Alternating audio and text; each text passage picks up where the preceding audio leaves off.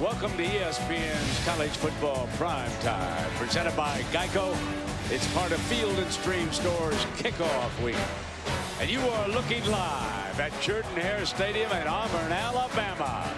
Number 2, Clemson, travels into hostile SEC territory.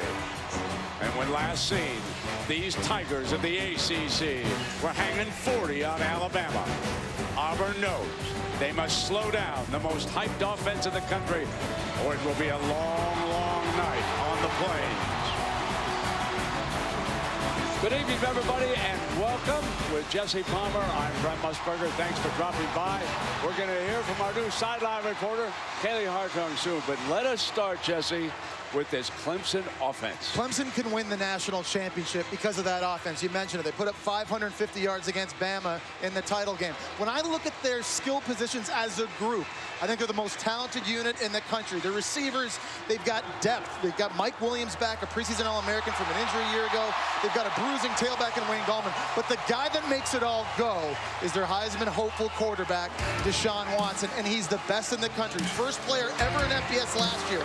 Throwing for over 4,000, running for over 1,000. He can hurt you in a myriad of ways. He's accurate throwing the ball at all 3 levels of the defense. He's dangerous running it in design plays or in scrambles. Nick Saban this offseason said he's the single most dominant player they've played since Cam Newton. So that's all you've got to know about Deshaun Watson, and that's all you got to know about this Clemson offense. And Kaylee, it took a while, but sophomore Shaun White has been named Auburn's starting quarterback. Hey there, Brent. Glad to be with you both. Now, you wouldn't think that a guy who went 3-3 last season, threw just 1 touchdown and 4 interceptions, could make an argument to be Auburn's starting quarterback, but that's what Shaun White has done, and all the doubt that those stats evoke is one of the reasons why the staff believes in him. They know he's been doubted at every stage of his football career, and every time he's rebounded to prove the doubters wrong. Well, Auburn won the toss, and they will defer. So we're going to see this high-powered offense to start. And Artavis Scott, one of the fine wide receivers, number 3, is back deep to return this kickoff. There is Daniel Carlson, one of the best field goal specialists in the land, will put it down. Gus Malzahn, I'll be eager to find out what he has and maybe what he doesn't have here tonight.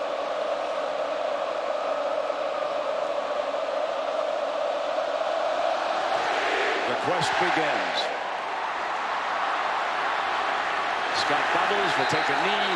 It'll come out on the 25-yard line. And here comes the man, junior from Gainesville, Georgia, number 4. And Jesse, one of the leaders in the clubhouse in the early going for that Heisman Trophy. But with everything that's been going on around college football, Clemson better be careful. Yeah, you got to be careful. Can't come sleepwalking into Jordan-Hare. But I agree with you, Brent. What an opportunity to kick off the Heisman campaign here at night at Jordan-Hare Stadium in a hostile environment on national television.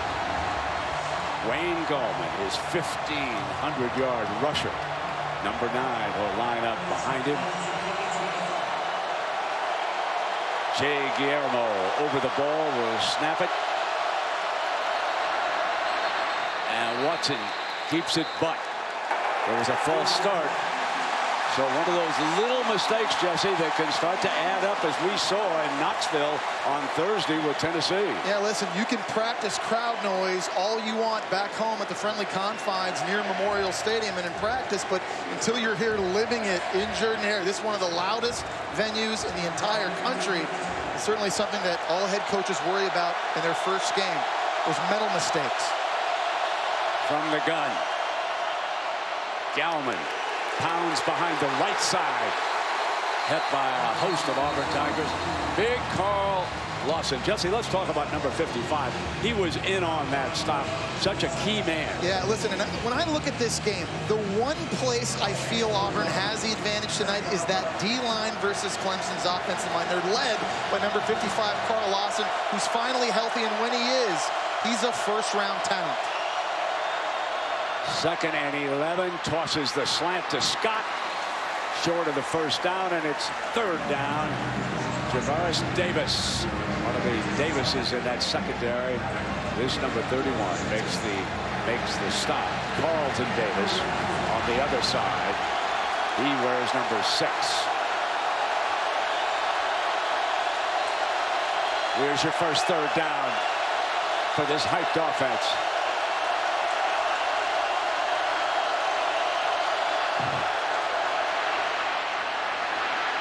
Scott, bingo, cross midfield.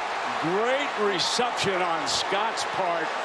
His vision was tremendous as he turned back toward that pass. And it was a great read by Deshaun Watson. He had the one-on-one matchup outside with his roommate, Artavis Scott. Tight coverage on that play by Carlton Davis, but he back shoulders the throw.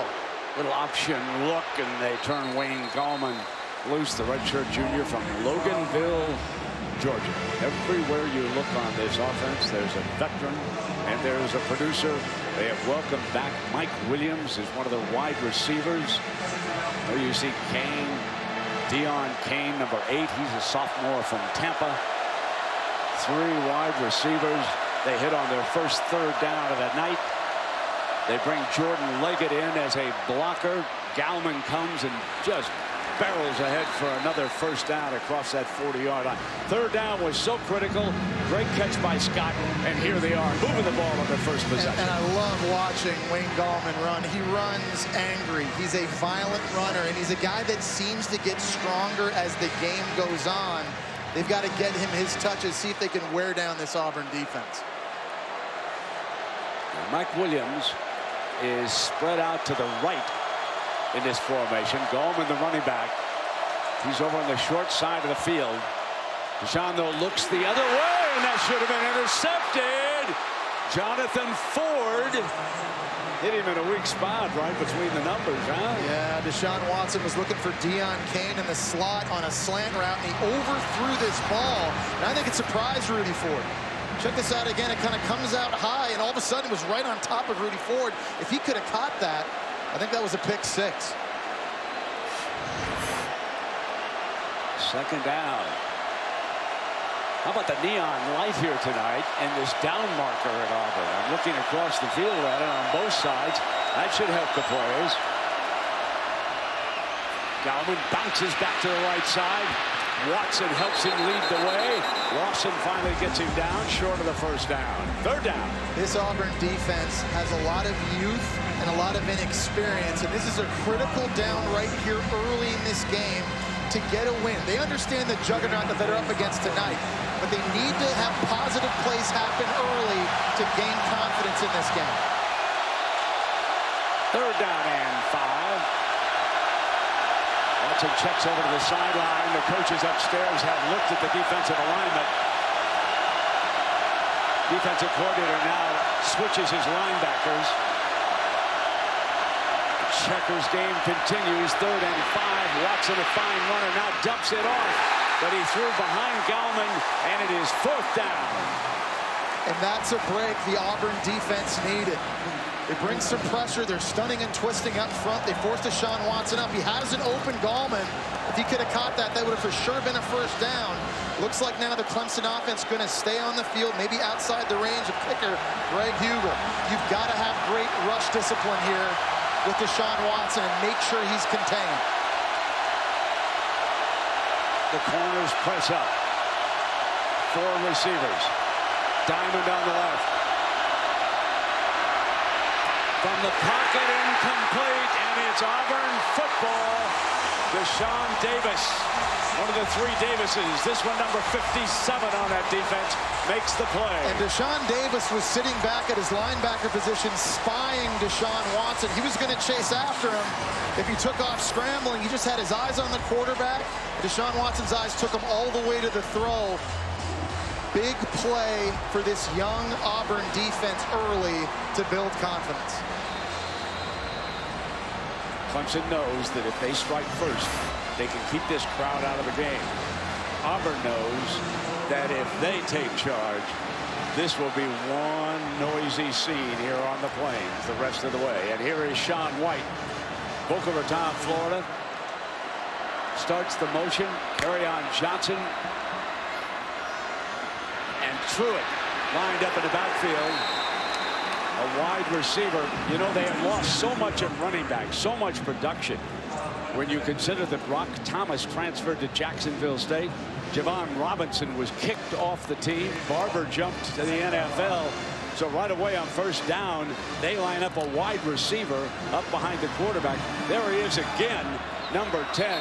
And there was movement by that offensive line. False start. That'll cost Auburn 5. Number 73, 5-yard penalty, second down. We should mention, Brent, Shaun White in at quarterback, and he won a three-way competition here in the offseason. I think the reason he won the competition was because he's the best passer of the three.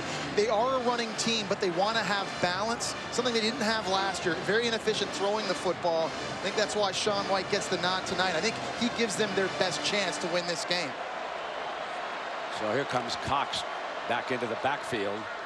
There's that fake and the handoff again to Truitt. Still searching for that run game. It'll be third down.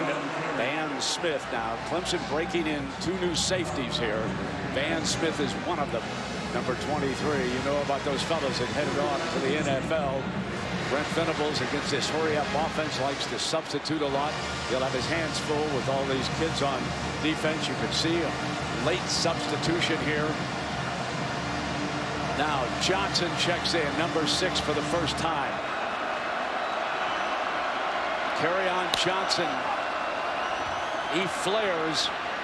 Throw back is high and caught by Marcus Davis. Davis, one of the veterans, and it will bring up fourth down. Tremendous effort there by Carlos Watkins, a preseason All-American. Did a great job seeing the screen and going back and making a play. And there's Brent Venables for the second straight year. He's got to replace 8 starters on his defense.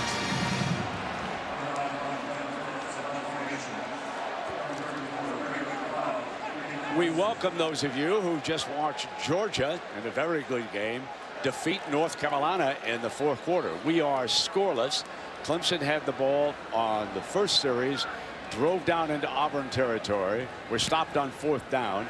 Now, at the conclusion of Auburn's first series, a fair catch on a punt at the 34-yard line. So Jesse Palmer, along with Brent Musburger, Kaylee Hartung is working down on the sideline, and this crowd so wants to climb into this game. It is so important for Auburn not to lose contact early. And not a lot of people giving Auburn a chance in this game, let's be honest. But I've played here before, and I know what this is like, especially at nighttime. Auburn is an inexperienced defense. They've got a lot of major question marks on offense, especially at the skill positions. But I feel like if they can drag Clemson into deep water late in this game, this crowd can become a factor. And that's certainly, Brent, to your point, what they want to do. They've had some good things happen on the first drive defensively. Let's see if they can continue that momentum. Watson was 2 of 5 on their first series for 27 yards. Hands it off to Gallman, and this is our plan for success, Jesse, brought to you by Northwestern Mutual. A lot of it, Brent's defensive now. First 15 plays is a key for the Auburn Tigers. They have to build confidence. If bad things happen, they could implode. And secondly, that defensive line we talked about, they've got to dominate. That's their biggest advantage in tonight's game. So blitz. Swing it to Gallman, the running back. And with a second effort across the 40-yard line on that play. So Deshaun Watson, one cool customer. I think Clemson offensively is really going to test that Auburn D-line. They're going to play with tempo, but you see how they're spreading the football to the perimeter of the field, trying to force this Auburn D-line to run east and west and get them tired and really challenge them. Gallman, who carried the ball 5 times for 21 yards, takes a break. Tyson Day, I should say Dye, number 22, in for the first time here tonight. Watson moves over behind him, uses him to protect, and he runs for the first down, and he is crushed. There is Davis, number 57 on the line. That's his second big play in this game, and he sends a memo to Deshaun Watson. If you're going to run, big fella, we're going to bring the lumber. Yeah, Deshaun Watson is extremely decisive. When nothing's open, he puts his foot in the ground and gets north. But a big hit, remember, it was Deshaun Davis that knocked down the fourth down attempt earlier. On first and 10, Watson with time goes deep down the sideline, out of bounds, incomplete. Kane, the intended receiver on that play. And Jordan-Hare Davis, number 31, was the defensive back that covered. And conversely, I think Clemson's biggest advantage, especially on offense, is their wide receiver group against Auburn's secondary. Clemson, we've talked about, is deep. They're very talented, and they're big. Auburn's secondary is smaller. They're not very experienced, and they're thin. Adam Choice checks in. Among other things, Choice can also throw it from that running back position.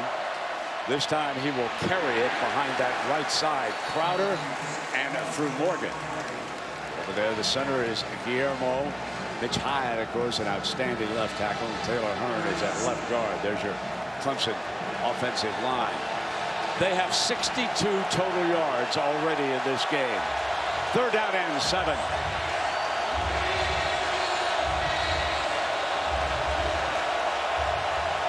Tight end Jordan-Hare will slip into this offense at some point.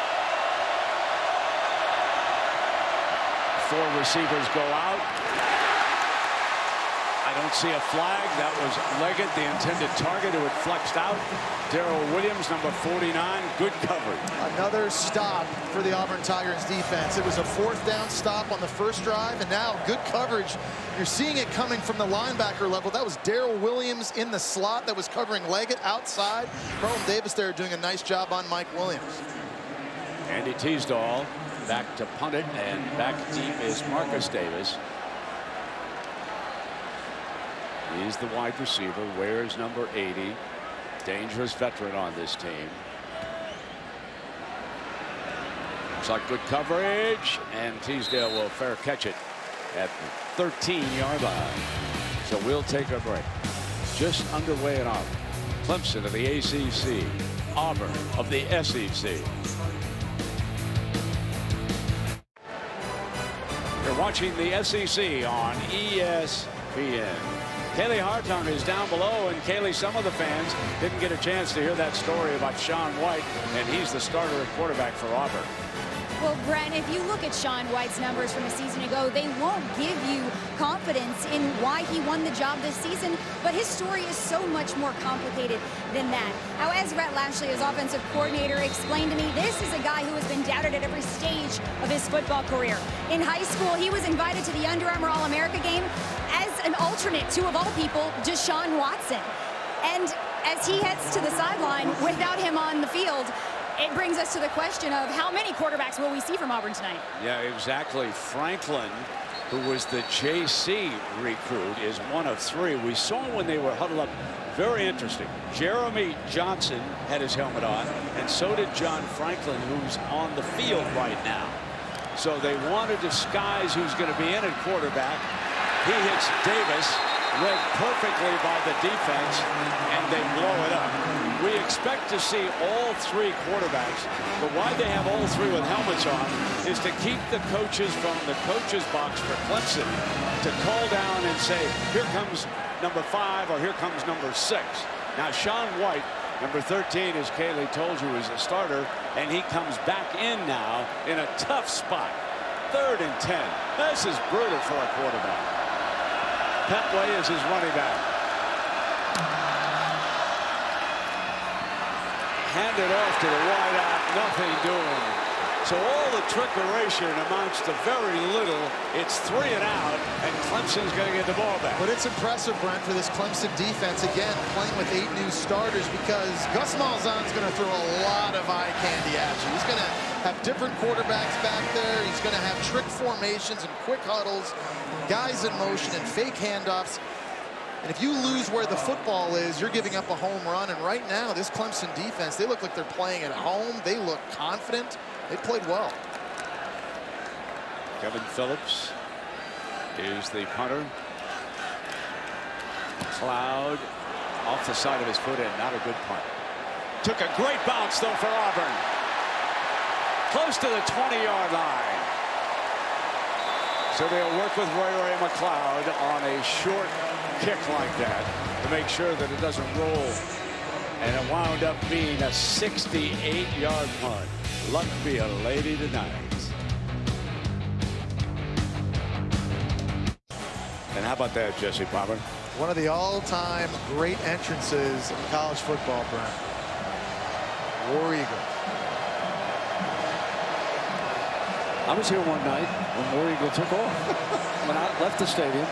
Later came back. He or she's you know, she'll run into a glass window from time to time. Deshaun Watson to Clemson. Quarterback draw all the way, and he's out to the 22 as we go to the studio. Adnan Virk for an update on USC Alabama. Yeah, it's interesting, Adnan. All I talk about the quarterback. Insiders in Alabama knew they wanted to get to Jalen Hurts, the true freshman. And here is Gallman busting ahead for a Clemson first down. Yeah, this offensive line doing a nice job getting some movement at the point of attack and giving Gallman a chance to move. Again, tough guy to bring down. Auburn's defense has to gang tackle. We talked about the violent running of Gallman.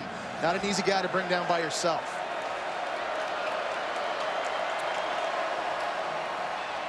Coming back with him, jitterbug step. And came across the 35 with Trey Matthews.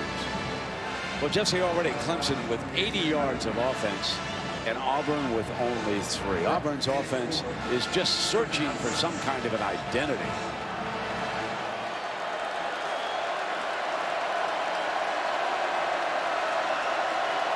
Second down and 6.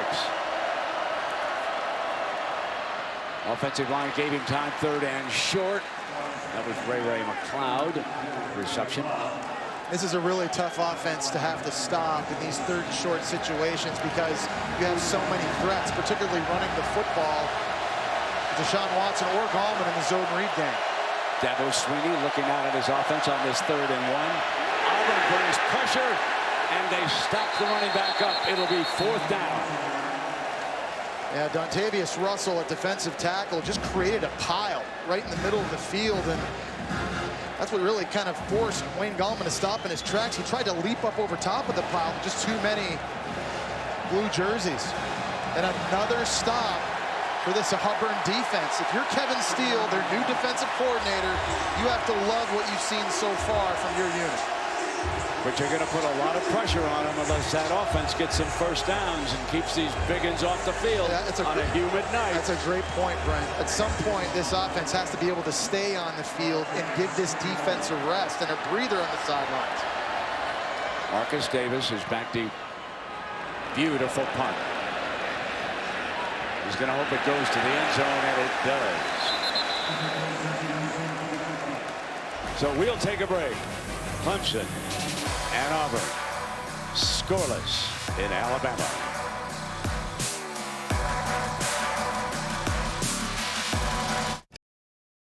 Are scoreless, Clemson and Auburn, and Kaylee coach Gus Malzahn is searching for an offense.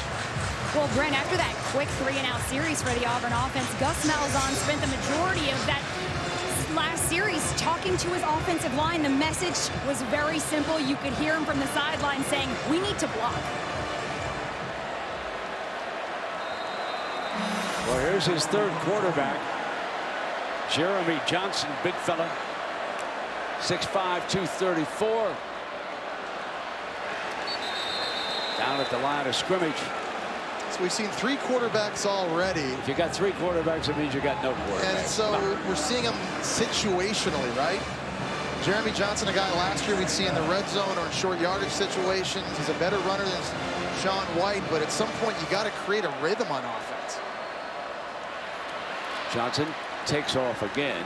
Now the last big-time quarterback that they had here, no, not Cam Newton, who's in attendance tonight, but Nick Marshall. Okay. Nick Marshall took him all the way to the national championship game before losing to Florida State.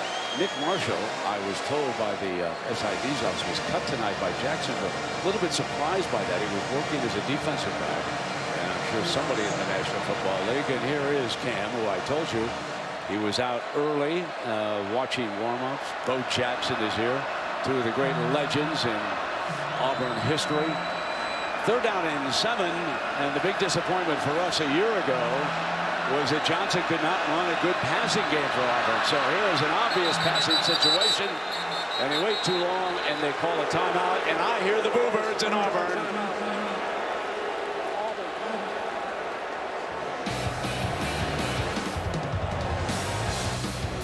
Can't say I blame them right now, folks. Hasn't this been a wonderful first week of college football? And look, we got more. Tomorrow on ABC, 7:30 Eastern, Notre Dame and Texas from the Lone Star State. And on Monday night, don't forget, we got Florida State of the ACC, Mississippi of the SEC. It goes on and on. Third down now.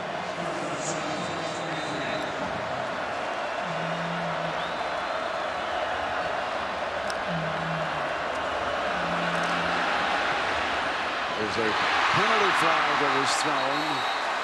We'll see who jumped. I thought maybe the defense jumped. Hastings makes the catch. It was which Cleveland. gave him a first down. Yeah, it was Cleveland Farrell, number 99 for Clemson at defensive end, and with the catch, they'll decline that. Defense number 99.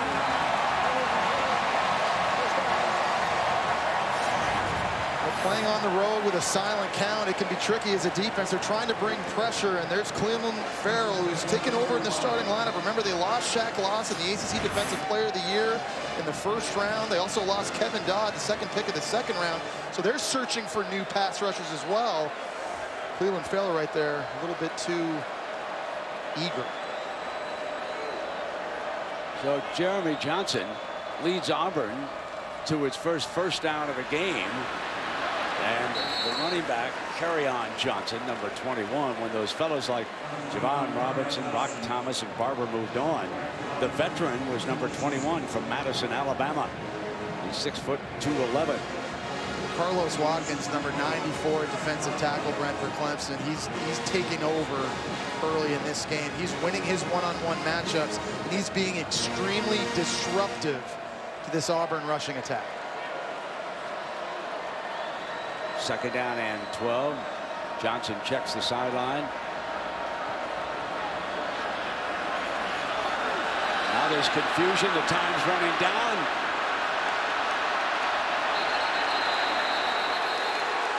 And it expired.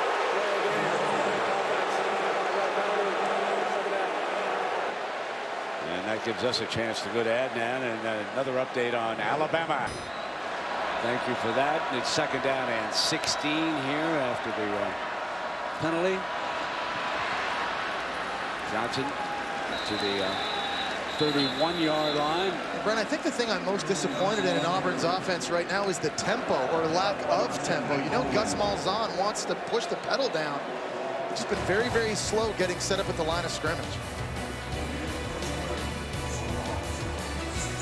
One first down. 19 yards of offense, and they're burning timeouts.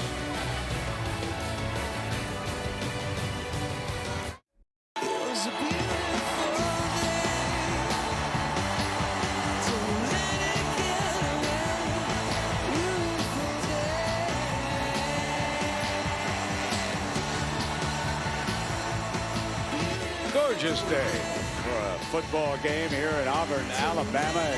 Jesse, how about those festivities? How about those parachuters coming down? 4 of them in the middle. Yeah, they just kept coming, didn't they? You're going to do that for Good Morning America? Is that I hope not. Johnson's back now, firing complete. And there's their best offensive play of the game. Will Hastings. So it is Jeremy Johnson who has taken over here as quarterback, bringing a little life into this offense, and that was a fine throw. First down and 10.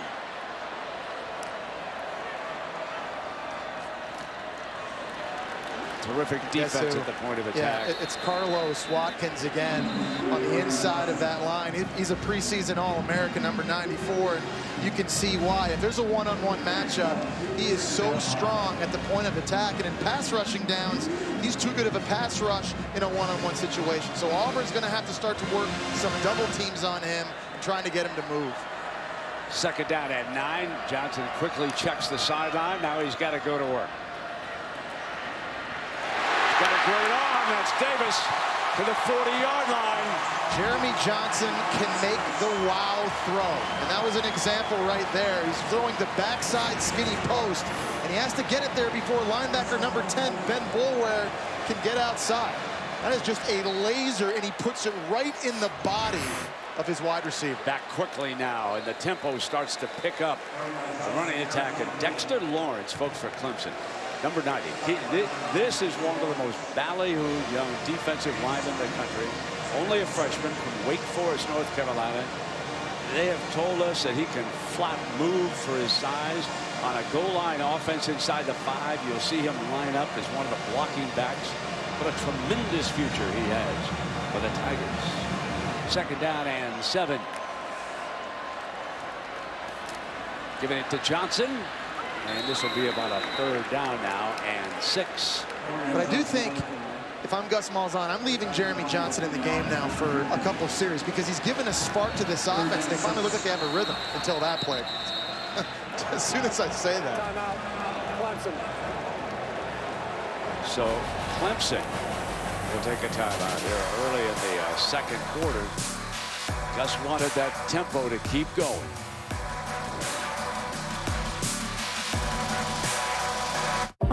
Remember the story of the poisoned oak trees at Toomer's Corner?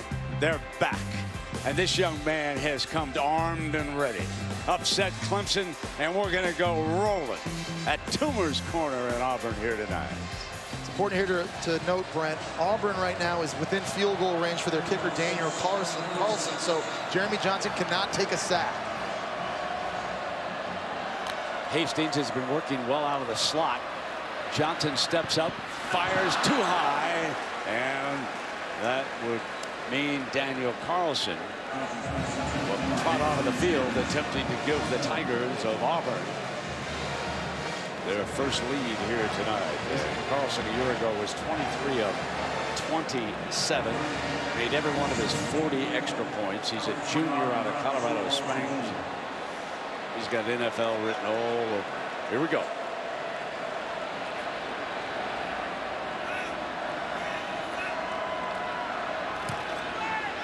On its way, 53 yards. And the underdog strikes first.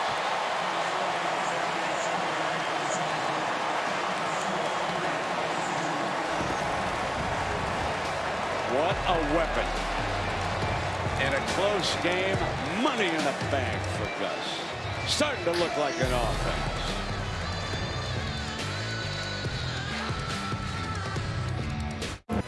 Welcome back to ESPN College Football Prime Time, presented by Geico as part of Field and Stream Store's kickoff week.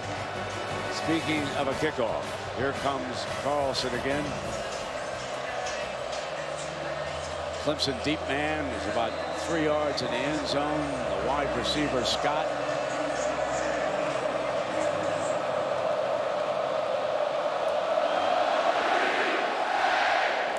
Hangs it high, right at the goal line. He's coming out.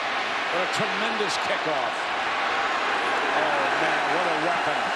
They'll start from about the 15 or 16-yard line. Well, Jess, as I spoke earlier, a couple of big games still ahead of us.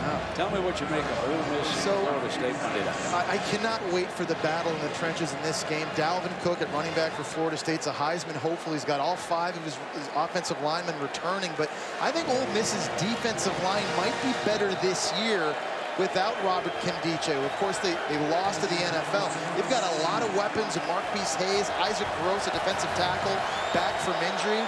I think the battle in the trenches right there is going to really determine that game. First down for Deshaun Watson and the Tigers. Scott comes over to the right side of the formation. Line holds low and reception. Williams first. Welcome back, Mike Williams. Suffered a broken bone, a small one in his neck, when he collided with an upright last year. Nice job getting down to the ground and securing that catch, getting the hands under it, putting in his body. Nice job. You can see the respect that Javaris Davis was giving him. Quarterback draw again all the way for Watson, who's an outstanding runner, and he's short of that 30-yard line. Brent, Mike Williams makes this Clemson offense so much more dangerous. He's got the speed on the perimeter of the field to just run right by a corner, take the top off of defense, but at 6'3", 225 pounds, he can also climb the ladder and win those 50-50 balls in the air. He is a nightmare for DBs to have to worry about. 2nd and 9 for Clemson. Watson going back to him for the first down, doing a terrific job. And that time they put Carlton Davis over there, the veteran defensive back, and this is a fine play. Yeah, and that's what I'm just talking about right now. Carlton Davis is Auburn's biggest, most physical corner, but he's no match for the body and the strength that Mike Williams has. First down and 10. Here comes Gallman pounding away. He was taken down by Matthew. Excuse me, Jeff. That's okay, Brent. When Clemson starts to roll and they can start distributing the football to Mike Williams outside, and Wayne Gallman at running back, and Jordan Leggett at tight end, and Tavis Scott, there's just a myriad of problems spread out all over the field that Kevin Steele, Auburn's defensive coordinator, has to worry about. Such a poised offense when you've got a veteran and a player like Watson. Hit, escapes. Gonna get the first down as he steps across it and out of bounds. I thought he was gonna get clubbed down by the defensive front. Adams was in on top of him. And you talked about a poised offense, Brent. What about poised by the quarterback, Deshaun Watson? He gets pawed in the face by Adams right there. Doesn't lose the football, doesn't lose his cool. Just shuffles to his left, and there you see the speed off to get the first. Now first down at the 35-yard line, trailing by a field goal. Here comes Gallman behind some of the big ones, cuts back, makes the most of it to the 26-yard line. Nick Ruffin, one of the safeties. Again, it's back there at that safety position. Let's remember that Stephen Roberts was suspended. He was a starting safety from Auburn, and there's no question that Kevin Steele is going to miss him back there. Second down and 2.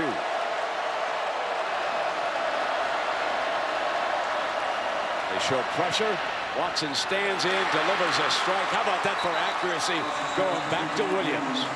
And again, the catch radius and the target. It's a skinny post, and it's in a lot of traffic. And Deshaun Watson actually rolled that football beautifully over top of a linebacker right into the breadbasket. And that is bad news for Auburn, folks, because Carlton Davis, an all-freshman SEC selection a year ago, he's their best chance at covering Mike Williams.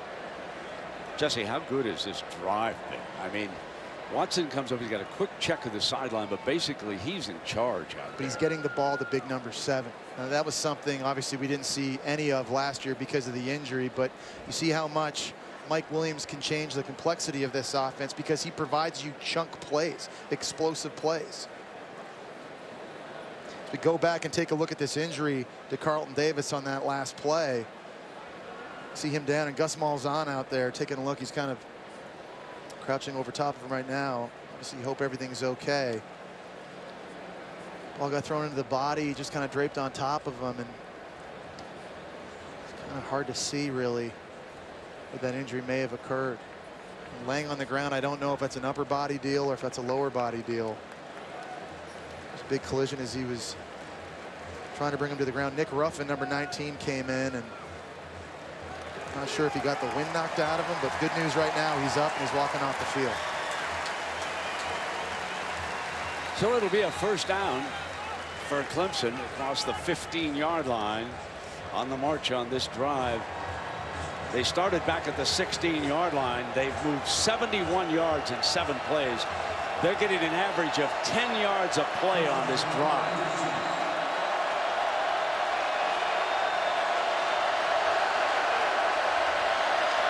That's the H-back look. Leggett over to the left. Williams. They wanted to give it to him for a touchdown. He was defended by Halsey, who had come in as a replacement. Joshua Hosley makes a great play here. Watson has exactly what he wants. One-on-one outside with a much bigger wide receiver. Tries the back shoulder, and Hosley just did a great job competing. Didn't necessarily knock the ball away, but prevented Williams from coming down with it. Now let's see what they come back with on 2nd and 10. Going to run it with the power back, Gallman, and now it's going to be 3rd and long. He's thrown for a loss. Terrific defense that time. Deshaun Davis, and Jonathan Ford, number 23. If I'm Deshaun Watson on this big 3rd down, I'm thinking about Mike Williams outside if I've got a one-on-one opportunity. And I've got a big tight end in Jordan Leggett at 6'5", 260. Playing tight end. Here's Leggett right up here. Good target over the middle of the field. has to step up and basically throw it away. Just though there's great pressure, and there's also a penalty flag down in the end zone. And Dabo's reaction indicates that we may have pass interference back in that end zone. Yeah, there was a lot of talking. Holding defense number 23. And that's what it was, Brent. It was defensive holding on Rudy Ford. He's only 6 feet tall, 205 pounds, and against a much bigger tight end, he just had to hold on to him. It's coming right here. You see 23 just grabs him on the trade. Half the distance. Dabo wanted it, obviously. He knows that was a flag. I think everybody in the stadium knew that was a flag. Leggett caught 40 passes a year ago, and 8 were for touchdowns. So he becomes a huge target. They were trying to get the ball to him. And after the penalty, it'll be a first and goal. And Brent, here's an area where Deshaun Watson's legs become very, very dangerous. It's normally inside the 10-yard line that you see him keep these footballs. Makes it very, very dangerous to stop with 2 weapons in the backfield.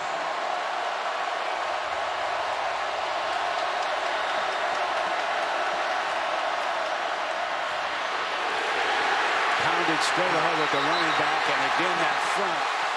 Deshaun Davis, number 57, is a man at that middle linebacker spot. Really impressed with how he's playing here tonight. Really getting his first start, only a sophomore, but he's been physical. He's been playing downhill and just making plays for this Auburn D. There's a second down and goal.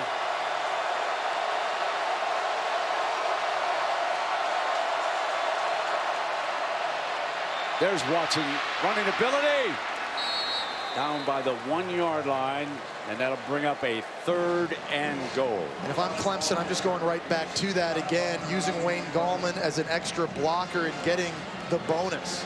Deshaun Watson just seems to have a knack for finding creases. He's got such good feet, change of direction. Now Watson on a quarterback draw, he might walk in. 3rd down and goal.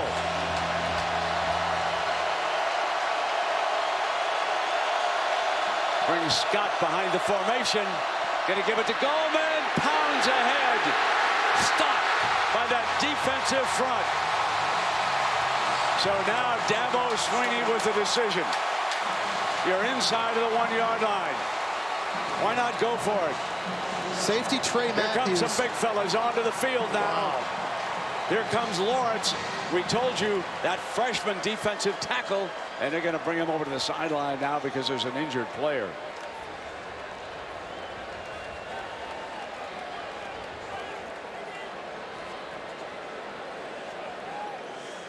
That's Ruffin. And Brent, on that last stop, Trey Matthews, the Georgia transfer at safety, who weighs only 207 pounds, he took on a pulling guard in Taylor Hearn, who's 325, and didn't give up any ground. Watch this pull and the collision right here. A much smaller DB against a much bigger guard right in the hole, and he doesn't back up, and that allowed the linebackers to come from the other side in the pursuit and make a play. Just very, very physical. We're seeing Auburn play right now at the point of attack.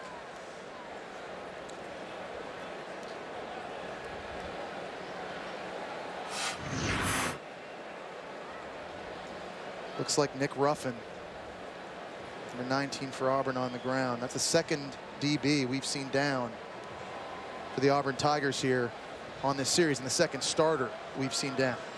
And remember, Roberts out.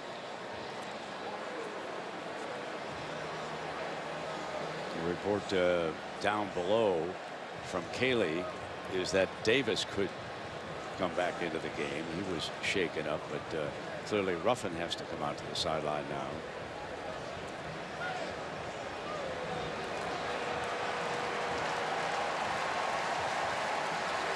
You know, because of that, we saw those big fellas jogging out in the field, right, Brent? We saw the defensive tackle, Lawrence, or Dexter Lawrence, coming out, and that kind of gave Gus Malzahn and Kevin Steele a bit of a heads up as to what they might expect. So they might have a different personnel now on the field expecting that jumbo package, one that they might not have had on the field had it not been for that injury. Markel Boston is a fresh arrival, number 11 in that secondary. You see from behind him. Now it's 4th down and goal. It's that jumbo look. Lawrence is the left blocker. Let's see who they're going to do. They're going to go to the right. Gorman behind it, and he walks in. Talk about a load when the big fellas line up. Well, Brent, they brought in 2 defensive linemen on that play. Christian Wilkins, number 42, lined up in the backfield, and it was Lawrence, the true freshman, who went in motion. And really, Leggett at tight end was the one that sealed the edge, but behind 640 pounds of D linemen, nothing Auburn can do. That's a walk-in. There's one thing going through Gus Malzahn's mind right now. Field goals are great, but you will not beat this Clemson offense with field goals. I'll tell you what, there's something going on in Kevin Steele's mind around the defensive coordinator. How do I cover Mike Williams? What do I have to do? That's a problem right now. Williams with 3 catches and 51 yards on that drive. 84-yard scoring drive in 13 plays. And they're the big fellas. Hey, that reminds me of the refrigerator. That's what Perry did. He played for Clemson. Oh, that's a lot of muscle coming at us.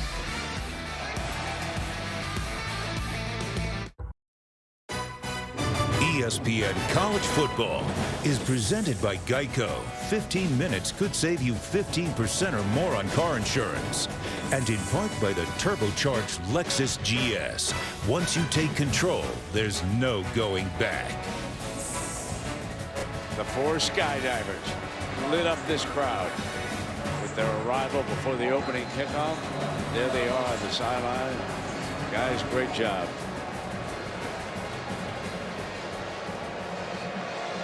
And Alabama's pouring it on, and they have found a quarterback. We're going to show him to you right after this kickoff. We're going to go to the studio. Pulls that one. Okay.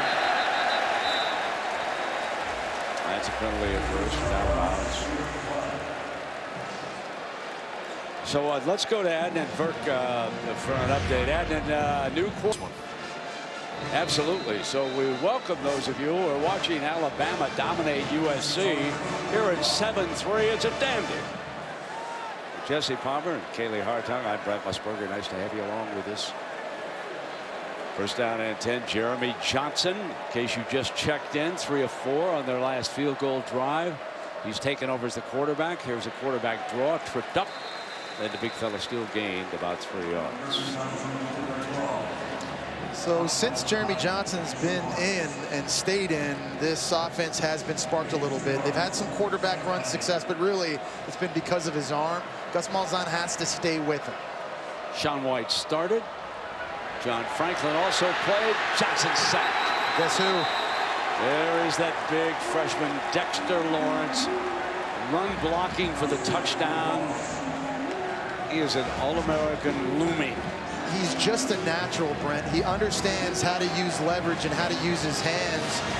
Brent Venables saw that on tape watching him in high school. Just watch him down here at the bottom, one-on-one, and just too big of a body, and the quickness to get up on Jeremy Johnson quickly and the strength to drag him to the ground. 3rd down and 19. You got to expect pressure here if you're Jeremy Johnson. Brent Venables loves to dial it up on 3rd. Here they come. Got him again at the 15. 4th down, forced a punt. Christian Wilkins, who's normally a defensive tackle, playing defensive end in this game because Austin Bryant, their best pass rusher, is out with a foot injury. He's a great athlete. Remember, he caught that fake punt against Oklahoma. He's out here again just working off the right tackle, Robert Leff, who's now given up 2 straight sacks on 2 straight plays. And Clemson's defense has found a weakness up front for Auburn, and they're exploiting it. That's McLeod back deep. Kevin Phillips to punt it for Auburn.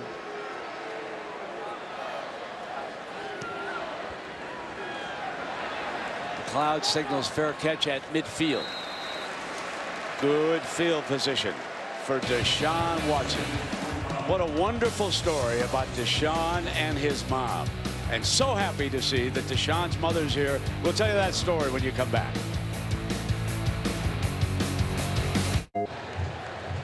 Deanne Watson, Deshaun's mother. And what a wonderful job she's done living in a very, very tough neighborhood. She was able to move Deshaun into a Habitat for Humanity home. where he could be raised away from the gang violence, drug-infested neighborhood, gave him the best opportunity. She was stricken with cancer of the throat, had much of her tongue removed. She was able to survive the toughest battle of all. She has not missed a game in over a year now. And we congratulate her and Deshaun as Deshaun goes for the bomb. Incomplete. Second down and 10. McLeod was the intended target. And Kevin Steele, the defensive coordinator, has a dilemma right now schematically. He has to decide what he wants to do with Mike Williams on the perimeter of the field. If you double cover him, you've got one less guy in the box to stop the run between Deshaun Watson and Wayne Gallman. There's Kevin Steele right there. But if you put more guys in the box, now Williams is single covered outside. They bring the receiver around, Ray McLeod. And it'll be third down coming up as Darrell Williams makes the hit. And he's from a town called Hoover, Alabama. You folks in Alabama certainly know Hoover through the years. What great football players have come out of that high school. Big third down. Auburn needs a pass rush. Where's Carl Lawson? He's up here at the top of the screen. Number 55. He's going to be working against the true sophomore left tackle, Mitch Hyatt. Third down and 7. That'll be a heck of a battle. Hyatt's a good one.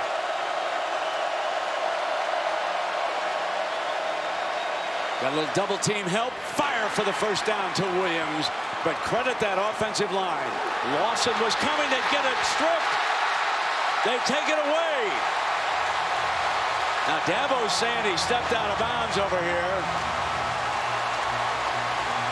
Watching that in real time, Brent, I didn't think he did. Mike Williams had an opportunity to go out of bounds, but he decided to keep fighting. And Auburn just swarmed to the football. Carlton Davis, Trey Matthews. I think number 49, Darrell Williams, got in there as well. And right here, he could have gone out. He had the first, but no, he's in bounds. Decides to lower the shoulder, and here comes all the Auburn Tigers swatting. I think it was 49, Darrell Williams, that got it out. What a big break for the Auburn defense and tremendous hustle. Talked earlier about the importance to gang tackle. Nice job running to the football and swarming. And bad ball security by Mike Williams. Derek Brown, number 5, recovered the ball. We got another change of quarterback now, Brent. They get rid of Jeremy Johnson, and now Sean White back in. So the musical chairs continues. Johnson sacked a couple of times for a loss of 22 yards. So Malzahn decides to go back to his starting quarterback, Sean White. Rolling on the field. There's a fumble recovered by the defense. The play is under further review. So they'll double check this up in the replay booth. Didn't seem to be much of a question for you, Justin. No, I think it's pretty obvious. It's important to note now here in the SEC, back in Birmingham in the video center, there's 3 other officials helping out the officials here with instant replay. They're trying to build consistency week to week on all of these calls. Just kind of an added measure to make sure they get the call on the field right. But I think the ruling on the field as a fumble is correct, and I think this review, it's not going to take very long.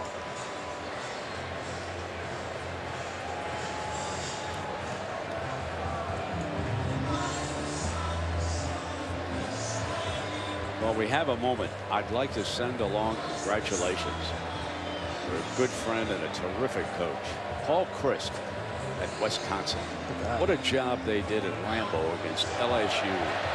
Shut down that high-powered running attack.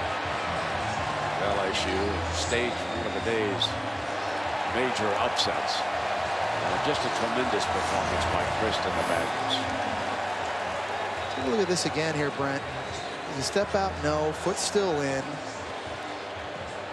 So I think what they're going to look at, Brent, is they're looking at whether 49, Darrell Williams, was out of bounds when he swatted that away. If he's in fact the person that swatted the football out of Mike Williams' hands and he was out of bounds, then that's still Clemson's ball. Take a look at number 49 coming in here. He kind of looks like he leaves his feet, but he was out of bounds when he swats it away. Right there. Or is it number 28? See, the hard part about this is finding out who actually causes this fumble or who touches the fumble. See, 49 to me looks like he actually claws it out when he's still out of bounds. Watch right here. You see that hand right there by 49? It's coming in. He's out of bounds. And I think he's the one that kind of forces it. It looks like the ball's on top of Trey Matthews' jersey. But once I take a look at that angle, Brent, you have to ask yourself, is that indisputable in order to overturn the call? And you know, that's something I wasn't really considering before, but the more I look at that, see, there's the hand on the ball, and he's out of bounds. I think that gets overturned from those angles and stays Clemson's ball. That's my call. One of the added benefits back in Birmingham in the video center of having extra eyeballs on this to really get multiple opinions. It's important to note, though, at the end of the day, it's the officials here on the field that have the final say. Video center's there to help and offer their opinion, but it's really ultimately what the officials here are looking at. After further review, the play stands as called. Oh, indisputable, the key word on that play. They didn't find that it was indisputable evidence, so they're going to let it stand. And here comes, remember, Sean White back in at quarterback, 1st and 10, 4:45 first. I just want to clarify one thing. I meant officials in the booth here have the final say with respect to instant replay, not on the field. Sean keeps it. It's back to the line of scrimmage, and it's going to be a 2nd down and long. And Brent, I think Gus Malzahn has to make his decision who wants to play quarterback. Now listen, I played in a rotating quarterback system at Florida under Steve Spurrier. Some guys, like myself, I didn't need to get into a rhythm to play, but other guys do, and I know it's difficult at the quarterback position for both Jeremy Johnson and Sean White to do that. For this offense to start clicking, I think he's got to stick with one person.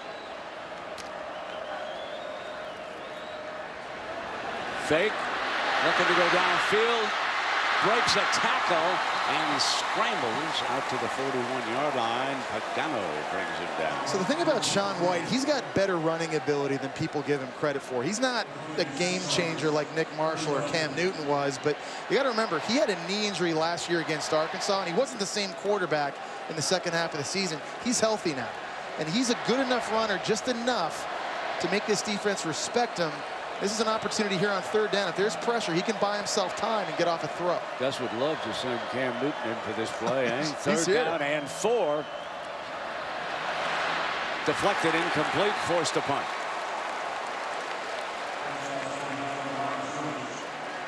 Yeah, Ben Boulware coming in on the blitz. Kerryon Johnson trying to pick him up, but Ben Boulware was able to get his hands up, I think, and knock this one down. Here he comes. He's a guy, a leader on this team as a senior. He's a guy they've been blitzing forever on 3rd down. They also got good push on the interior by big number 90, Dexter Lawrence. McLeod back again. Here's Kevin Phillips. 3:36, 7-3. Tigers going to get the ball here before the intermission. And a whistle. A flag. False start. Offense. Number 41. 5-yard penalty. 4th down. Clemson, obviously, with 3 minutes and 33 seconds to go, would love to, obviously, they're going to get this in good field position with an opportunity to tack on points, which is important here. Auburn's going to be the team that receives first in the second half. Clemson obviously wanting to pad that lead as much as possible here before halftime.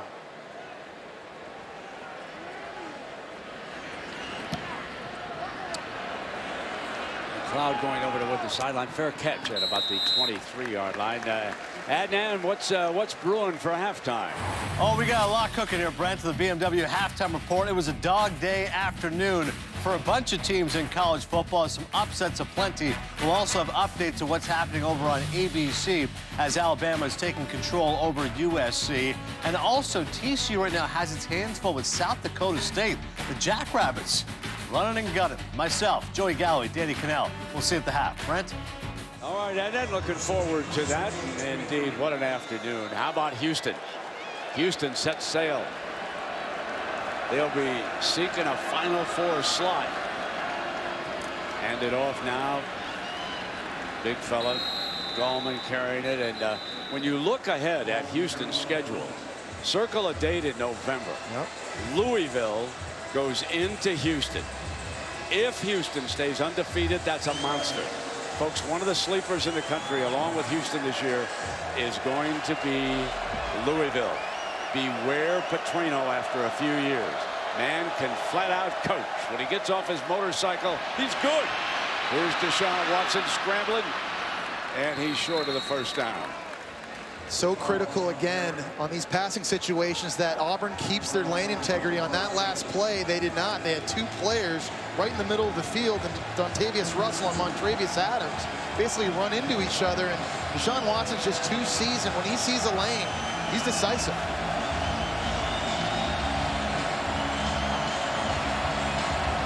Clemson taking their time, the 2 timeouts in their back pocket, bleeding this clock. Big third down. Well, they're going to call a timeout.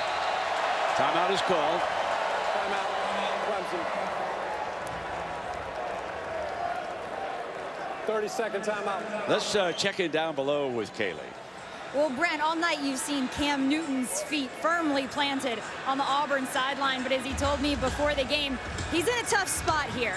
He will always be an Auburn Tiger at heart, but his relationship with Deshaun Watson is very important to him. Deshaun Watson talks about his relationship with Cam insofar as one where he's like a big brother to him. When they talk, they don't talk football so much as they talk about family and the kind of men they want to be and the kind of lives that they want to lead. Now, Deshaun first met Cam back when Deshaun was a junior in high school, and the relationship has built since then. And as Cam says about Deshaun, this guy hasn't even scratched the surface of the things he can do at the college level. They had a quick embrace before the game, but very few words exchanged.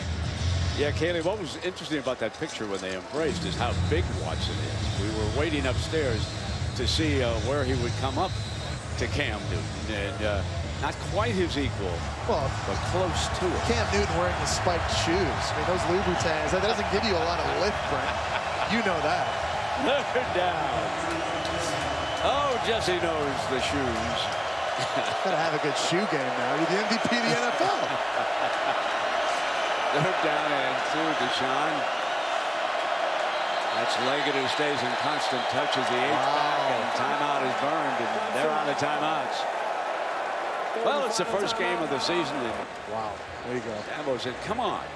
We're supposed to go, Leggett. Get in the right spot. We can snap the ball. You know better than that. You're a veteran.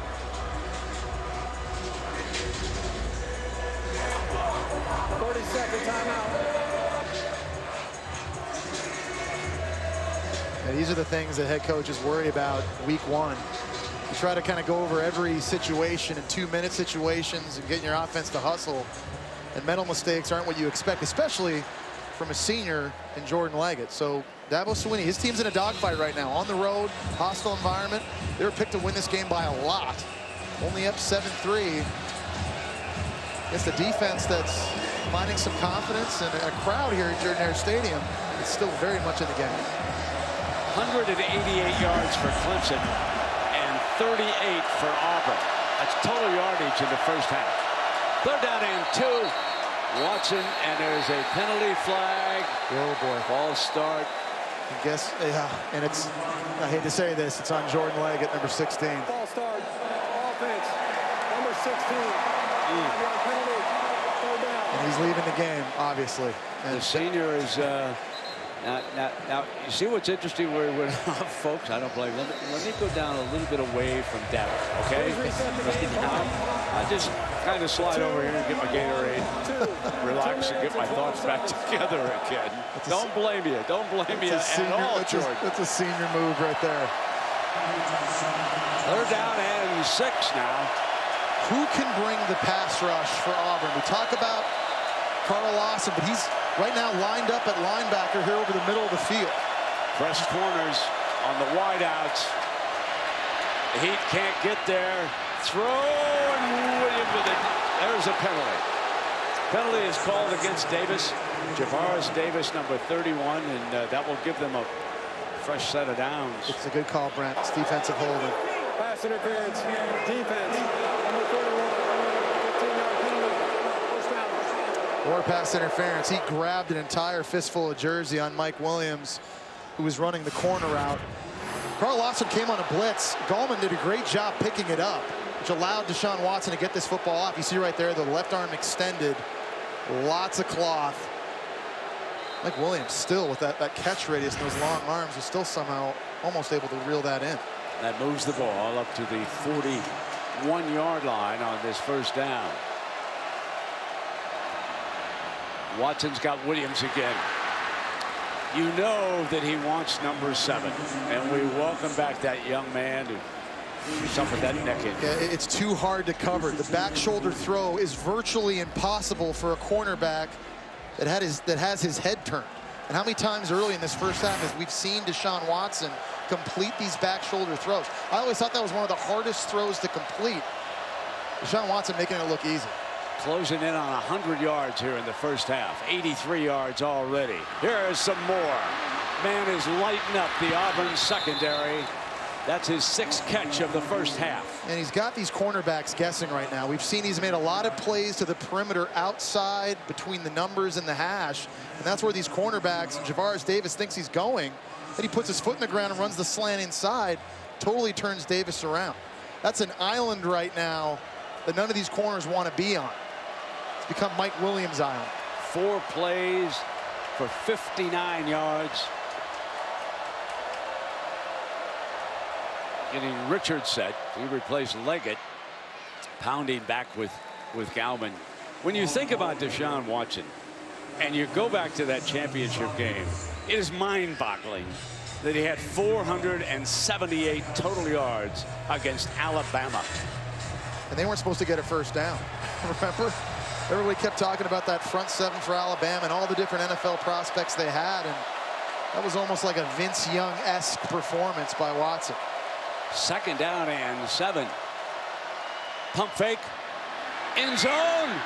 Williams couldn't quite hang on. Decent coverage by Holsey. Holsey's defended him pretty well over there a couple of times. Yeah, he has. And this looked like it was going to be a catch by Williams. And it was Holsey that got his hands in between Mike Williams and batted this ball away. Watch this. It's a perfect throw by Watson. Extended. Look, the hand kind of comes in and forces him to bobble it. You're right. I think the one guy that seems to have done the best against Mike Williams, it might have been a little bit of a push-off there. But Holsey, good play. Here's your 3rd down. You got to identify where big number 55 is right here. Watson's going to take off. And you know who was helping close in from behind on that play. That's Deshaun Davis, also number 57.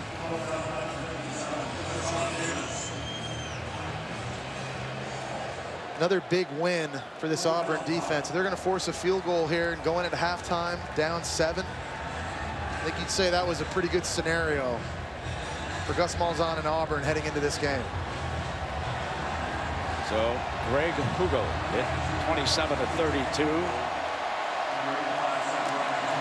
For his 30-yard attempt. He's the most field goals in the country last year. This guy was virtually automatic.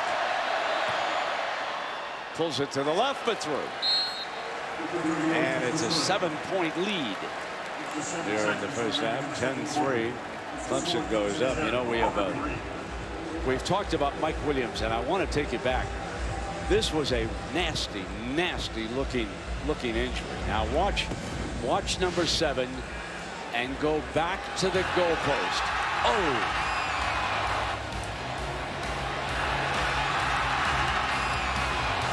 So he suffered small broken bone in the neck.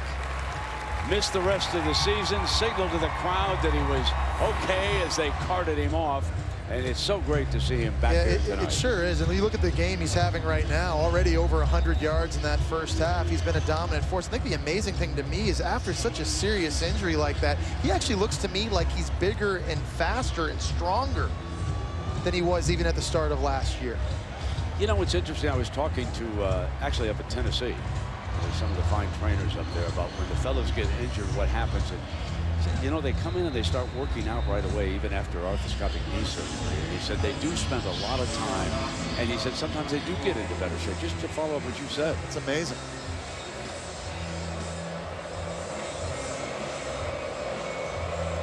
That's Ford back deep that you saw.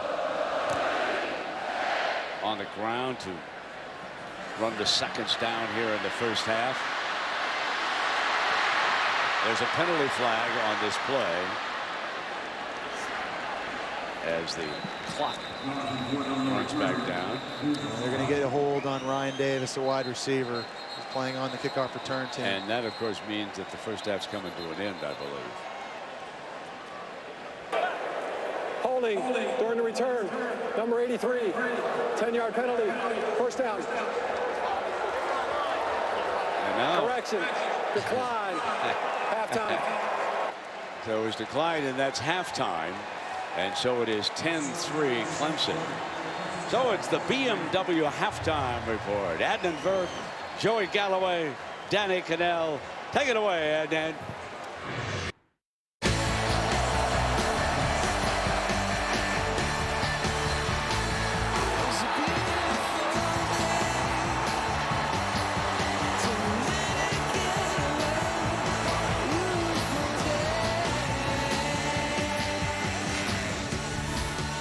Welcome back to ESPN's College Football Prime Time, presented by Geico as part of Field & Stream Store's kickoff week. Welcome back, everybody. We've got a competitive score, certainly, 10-3. Clemson leading Auburn. Jesse Palmer, that's a misleading score. We talk about the Clemson offense all the time, but the Clemson defense is pretty good, too. I think that's really the story right now in this game. They've held the Auburn Tigers to just 38 total yards, 1 yard rushing. They've only run 23 plays. I've been really impressed by this unit that has 8 new starters. They're dominating at the point of attack. Up front on the defensive line, they're creating penetration in the run game. They've sacked Auburn quarterbacks twice now. Those numbers on the right, that's the bad news for Auburn. But the good news is, you just kind of mentioned, Brent, they're only down 7 points. I think for Auburn to get back in this game offensively, they've got to pick a quarterback, stick with them, but they've got to get back to running the football. Tougher job for USC. They're now down 45-6 to Alabama. Wow. I don't think there's anybody out at USC that wants to have that Roll Tears t-shirt, huh? Roll Tide, and they're rolling. 10-3 as we get ready to start. Auburn will handle the ball with the first series, having deferred after they won the opening coin toss.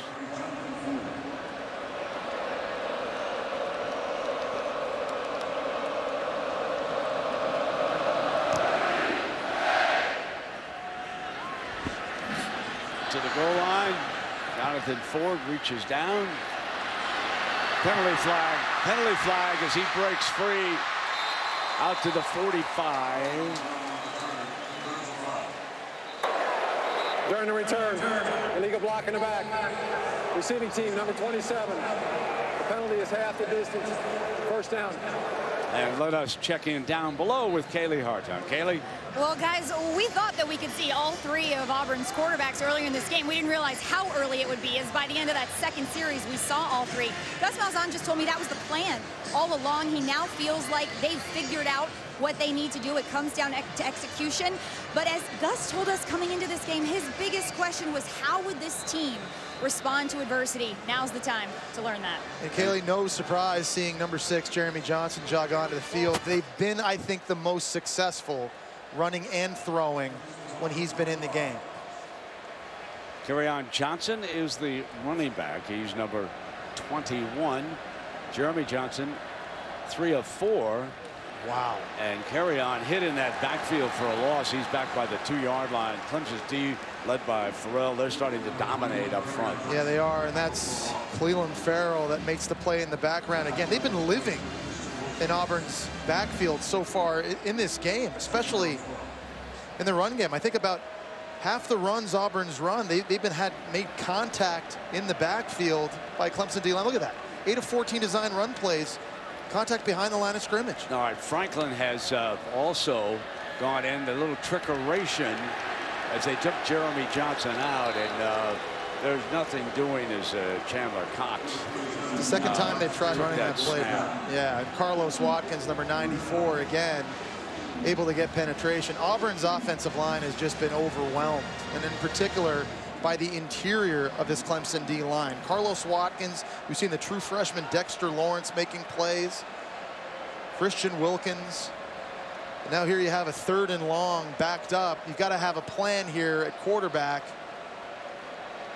If you're Jeremy Johnson, you cannot hold on to this football because Clemson has been in the backfield all night.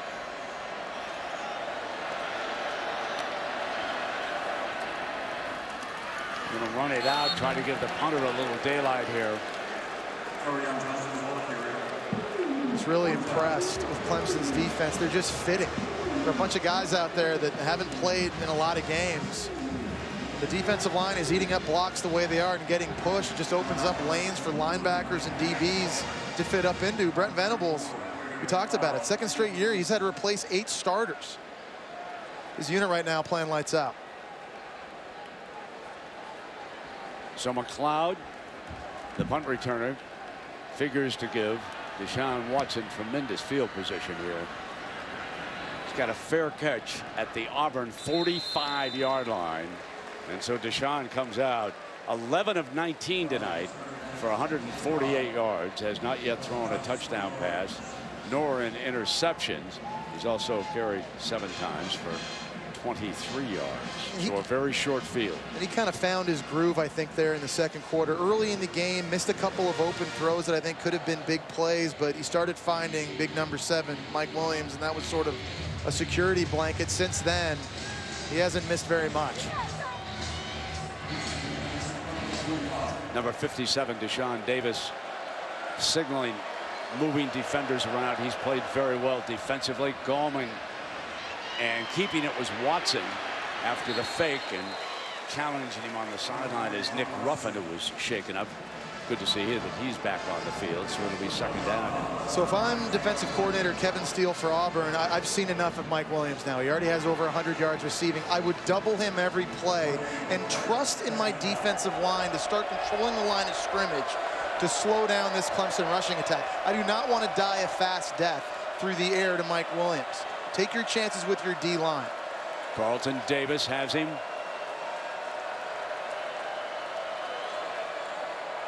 Deshaun looks the other way and underneath to the 39, and Hunter Renfrow, first catch of the game. With the injury to Williams last year, Renfrow stepped up big, especially in that national championship game. He caught 2 touchdown passes early against the Crimson Tide. Really in the playoffs, he had 3 TD catches. He had another big one against Oklahoma in the semifinal. Just a guy that has a good feel for working in soft spots and zone coverage over the middle of the field.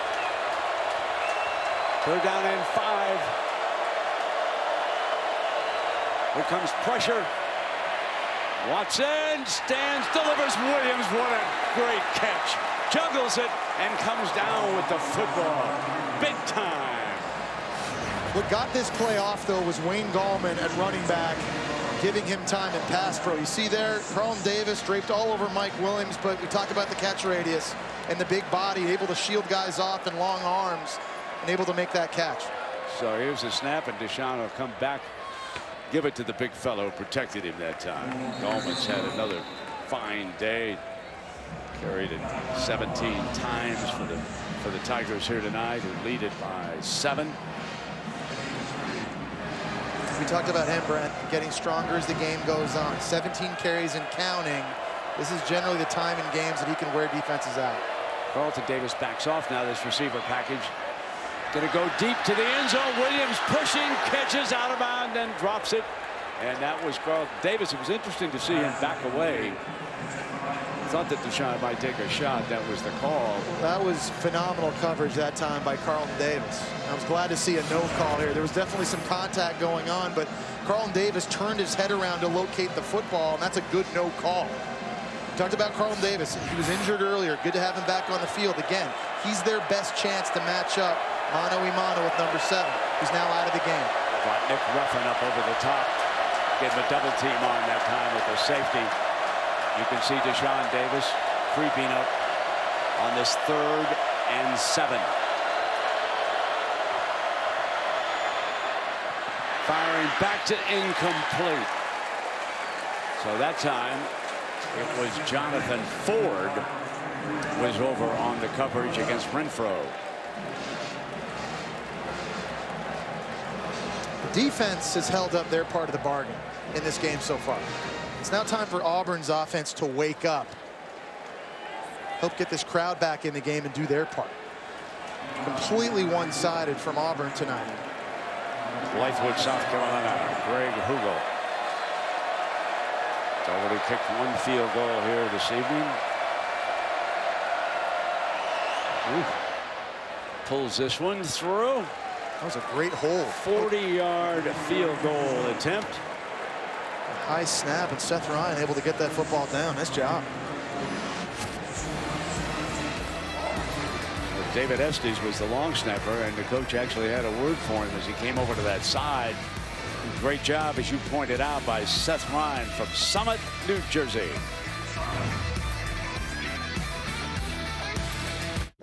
You're watching the SEC on ESPN. 13-3, Clemson over Auburn. Alabama all over USC. 52, I believe, to a couple of field goals. Auburn set to receive.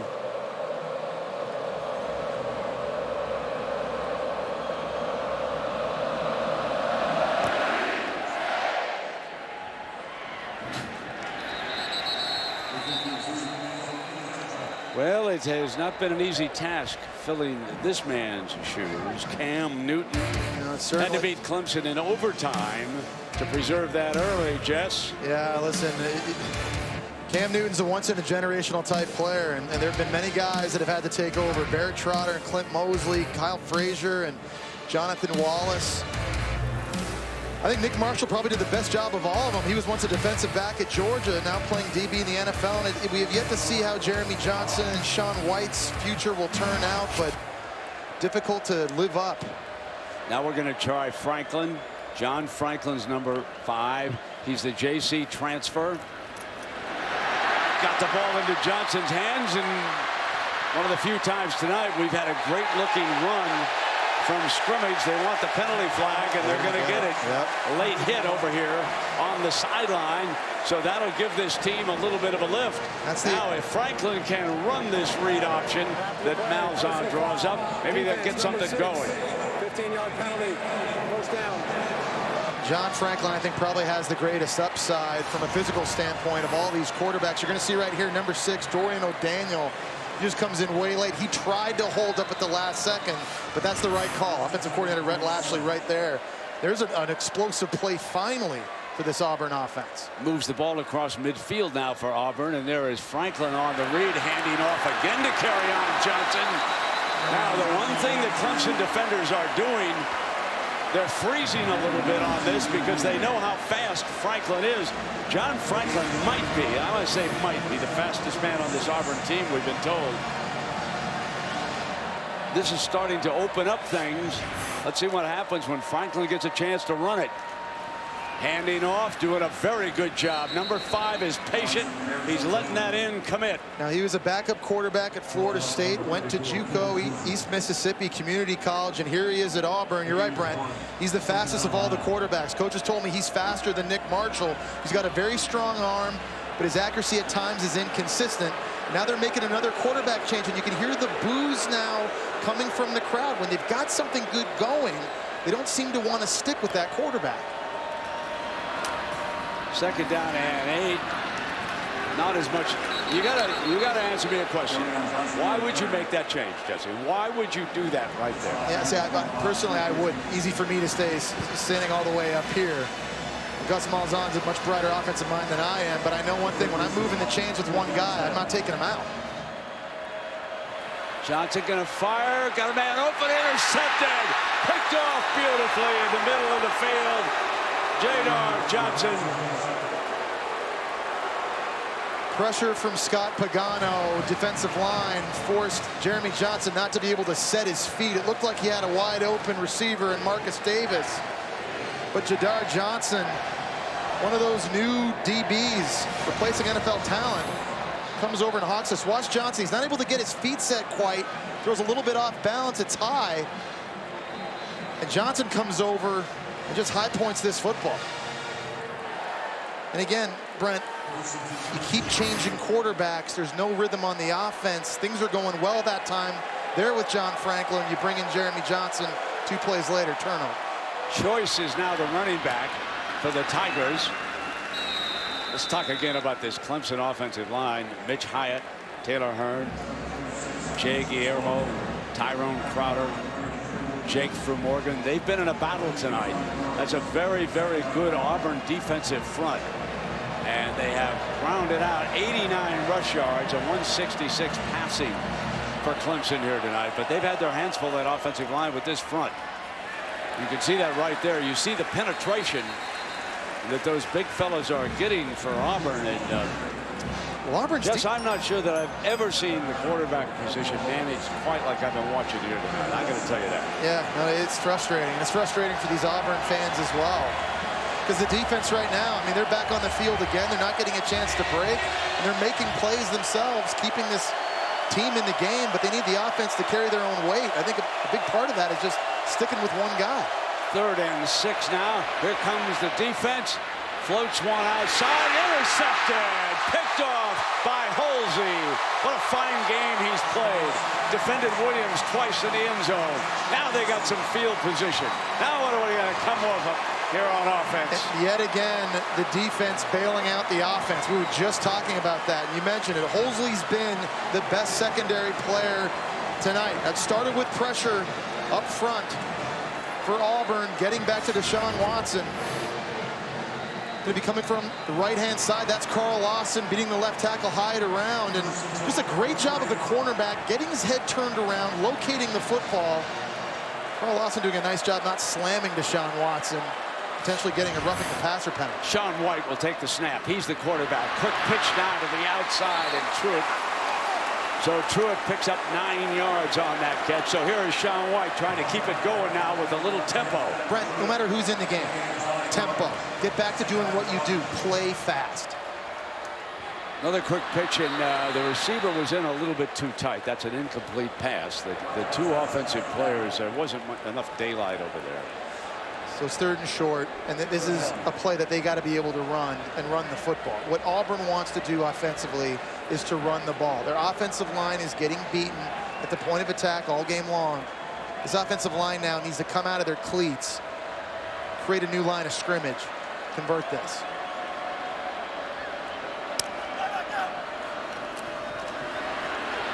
Fake the run, throw, diving reception, at the 1-yard line. Great catch by Kerryon Johnson, the running back.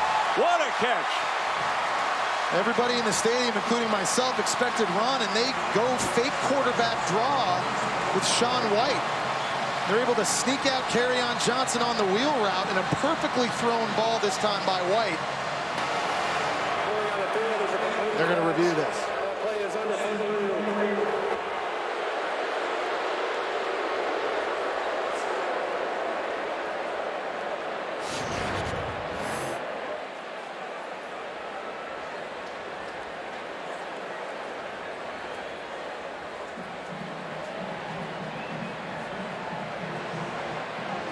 So he's got the football in, looks like his right hand. He dives out there, brings it into his body. It's in the right hand. The question is going to be when he comes to the ground, did the ground help him catch this football? The ruling on the field is it's a catch. You need indisputable video evidence to overturn this, and I don't think from any of those angles right there, Brent, I saw any of that. I think this will be, I see the pole kind of gets in the way. See, I think. There's the one that they're going to take another look at. Yeah, I think that's the best angle for you. That's the point of the football. Coming down. The boys will re-rack that one right there. Yeah. You be the official. It was a tremendous effort by Johnson stretching out to catch that ball.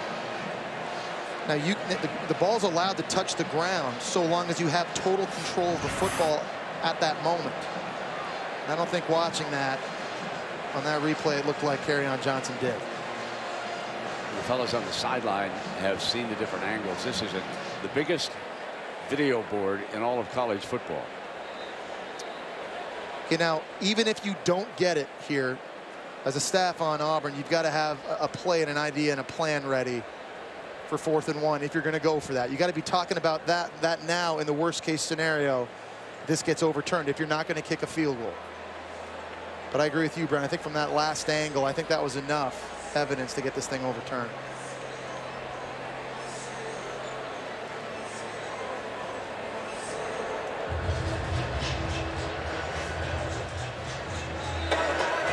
After further review, the ruling on the field is an incomplete pass. The ball is 4th and 1 at the 26. Please reset the game clock to 7:25. They're going to go for it. A field goal makes it a one-possession game. Gus Malzahn here showing a lot of confidence in his offensive line. They've had a tough go at it tonight with this front from Clemson.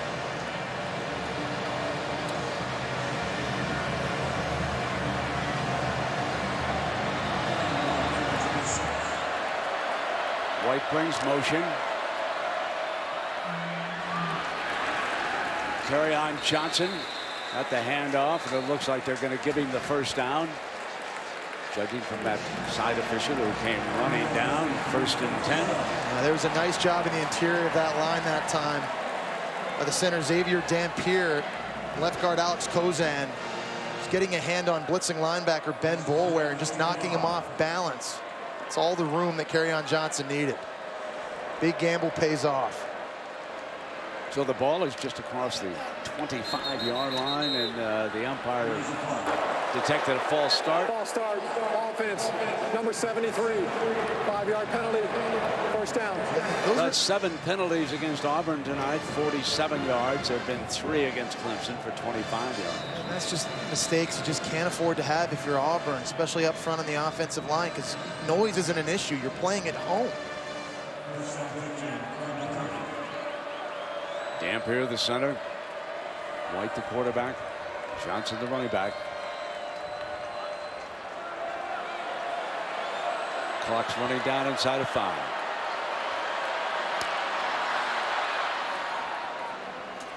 Looks like they got it off just in time. Ran right straight ahead with Kerryon Johnson here tonight. He's carried for 40 yards. He's a guy, Brent, that was highly recruited, #1 prospect out of the state of Alabama last year. And with the departure of those 3 other running backs, they're not going to have to find out if he's could be a workhorse back and a guy that can carry it 20, 25 times a game and last this season. Petway replaces him right now on 2nd down and 11.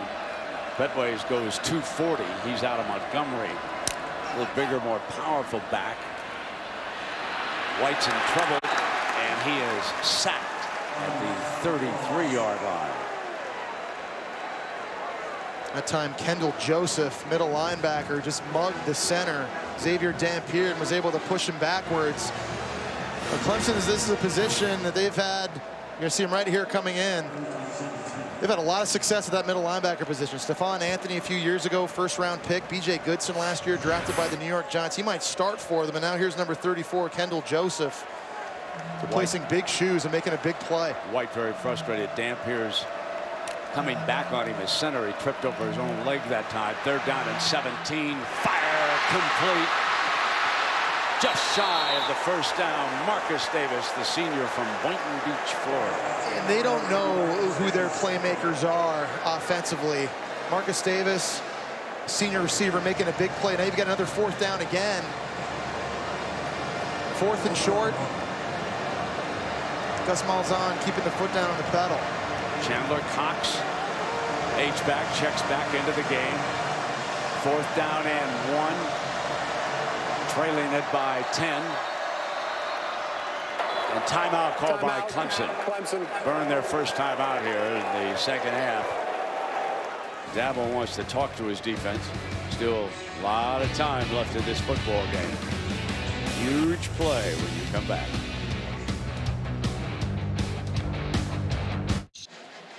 Well, the NFL left Sunday night wide open this Labor Day weekend, so it'll be Notre Dame, Texas at 7:30 Eastern time. And a week from now, New England Patriots, how will they make out without Tom Brady, against Arizona?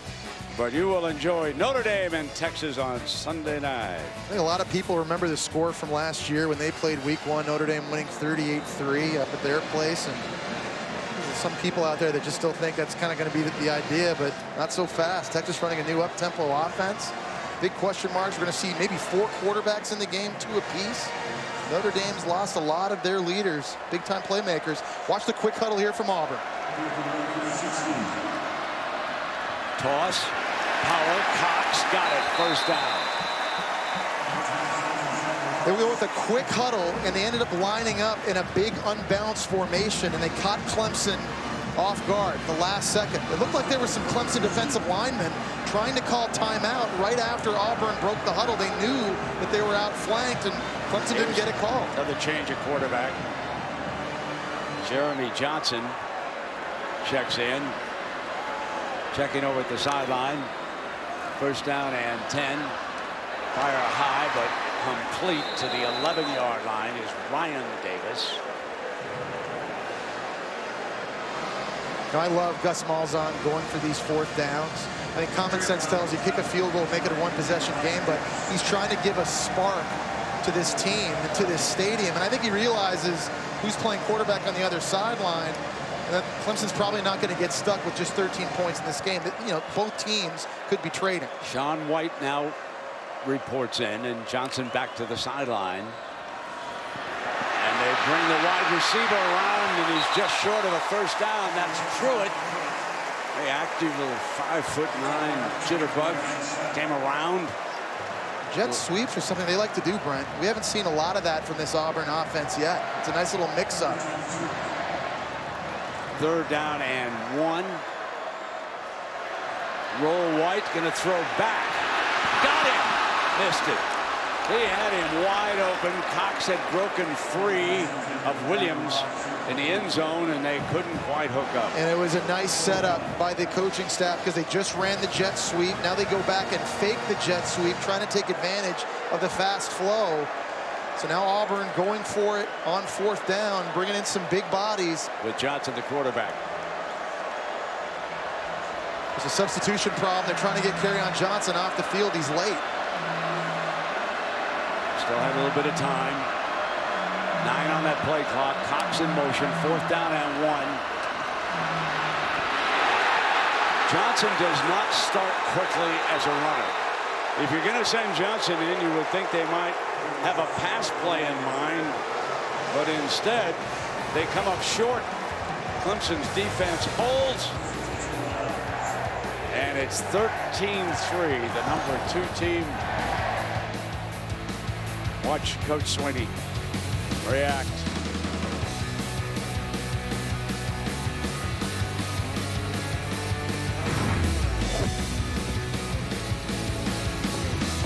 Clemson takes over on its own 6-yard line after stopping Auburn on 4th down again. And they come with the running play. Alabama has dominated USC. Let's go to the studio and Adnan Virk. Adnan, oh my. It's not a good opening weekend for the SEC, Justin. Yeah, Mississippi State went down to South Alabama. Missouri had a really tough time with West Virginia as well. We see an Auburn injured player. That's number 95, Dontavius Russell. However, folks, there's always Alabama. 52-6 is the final score. The Tide rolls over USC. There is the scoreboard. Dandy game in Atlanta and Georgia prevails. They'll have Eason now at quarterback, I'm sure. And there is a Southern Miss taking down Kentucky. Florida 24-7 over UMass down in Gainesville. Arkansas squeezes one out for a big upset up at Lambeau Field. Texas A&M in overtime. Dandy win now for Kevin Sumlin. And you're all up to date. And here Auburn trails Clemson 13-3. Here's Gallman, the running back. I have to say, the entire college football universe, other than where we are in the Southeast and the SEC conference, the rest of the universe is loving it. But I'm going to remind everybody, we're not yet in January, so hang on, everybody. Still a lot of snaps to go. But a lot of shakeup, though. 2 top 5 teams going down today. Yeah. Hey, like all the preseason talk and preseason rankings, that's meaningless. This is why you play the games. Thank God today finally got here. The dogs are howling. Ooh. Not intercepted. Had a great shot. Carlton Davis couldn't quite hang on to it, and that would have given them unbelievable field position. Yeah, Paul James, the third at defensive end's the one that actually tipped this football, number 10. You see right there? Couldn't catch it, could Jordan leg it, and then Carlton Davis, who just made a huge tackle the play before, just sneaks between his hands. That's one he'd love to have back. It's probably the second drop interception in this game. Remember, Rudy Ford had one early in the first quarter. Nonetheless, Auburn's going to get good field position here. Nick Davis, good return, man. Teasdall, the punter.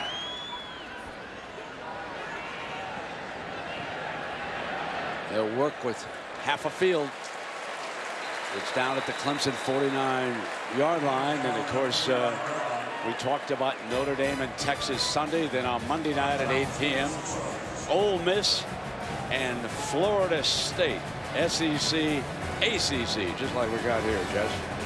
Yeah, I'm excited for that. Chad Kelly, who last year's leading passer in the SEC, a dark horse for the Heisman. Dalvin Cook, another Heisman candidate, Florida State. Take a look at Bo Jackson. You know what he's shaking his head about? Come on, somebody explain to me how we're handling this quarterback.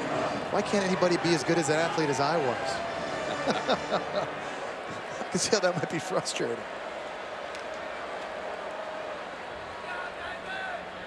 So they'll try carry on Johnson, and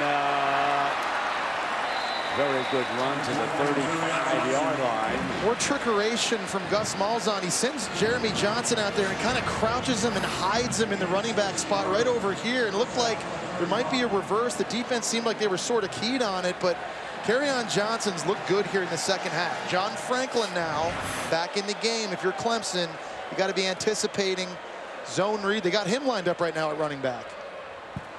Yeah, they go to Cox on a direct snap. 34-yard line, 33. Now it will be second down. I got to imagine at some point, with all these quarterbacks crouched in these running back spots and they're faking handoffs to them, at some point there's going to be a play where Chandler Cox hands off to one of the quarterbacks and they throw it. We've seen that formation and that play multiple times now, and I think Clemson's got to be careful. Sean White in at quarterback here on 2nd and 8. Quick pitch to the outside for the first down. Beautiful read by White. Brian Davis from St. Petersburg, Florida. And he's down in the red zone. Can Auburn finish this drive? You're exactly right, Frank. You just looked, that was supposed to be a run play. He just looked out and saw Ryan Davis uncovered and spit it out to him. He's got it again here if he wants it at the top. Come back with Kerryon and pounds down to the 15-yard line. Dexter Lawrence, the freshman. And we've still got an entire quarter to go. If Auburn can strike, remember they're an underdog in this game, we could have some fourth quarter coming up. It's 13-3. It's an uneasy lead for the number 2 team in the nation.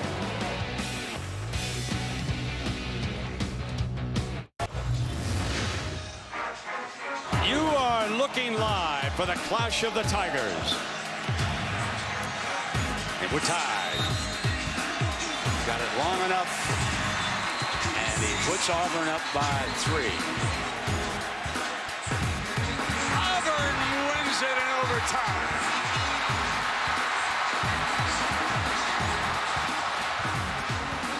And then for Cam Newton, that gave them a chance to move on and win a national championship. And that night he came back after a really bad first half, finished 7 of 14, 203 yards. Gus Malzahn was the offensive coordinator. Gene Chizik was the head coach that night. So here we go, 2nd down and 7. Franklin, remember, had checked in as the quarterback. That read option look, and Kerryon Johnson, just seeing number 5 back there, has opened up huge holes for Kerryon Johnson. But one of these times, It won't be coming up next. He's coming over to the sideline. Yeah, the issue that I think Auburn has in the red zone in these sorts of situations, especially a wide receiver, they don't have a lot of big bodies that can go up and make those tough catches. See one of these big formations again with the quarterback crouching at running back. Now they shift. Cox coming around, play action, going to drop it off. Nothing doing here. It is 4th down. You're down by 10 points. And I'm going to raise the here comes the field goal unit. You want to get yourself back into one score here. Yeah, and earlier, I understand what Gus Malzahn was trying to do, but I think he's even surprised at how well his defense is playing in this game. And exactly, you're right. Make this a one-possession game now. Just see what happens. You've accomplished your goal. Deep water in the 4th quarter.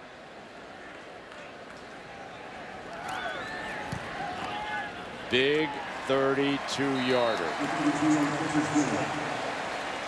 Trailing by 1 score.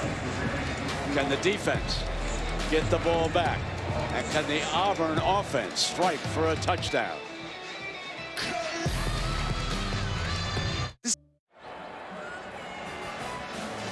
You're watching the SEC on ESPN. Well, be on the lookout for the Taco Bell student section. They're passionate fans like these here at Auburn all season long. Go to ESPN.com/Taco Bell. Learn how to win your chance to join your school student section of the college football playoff. Very much alive, aroused when Cam Newton's picture appeared up there on the big screen. The crowd can stay in this one now. 1 score down, 4th quarter.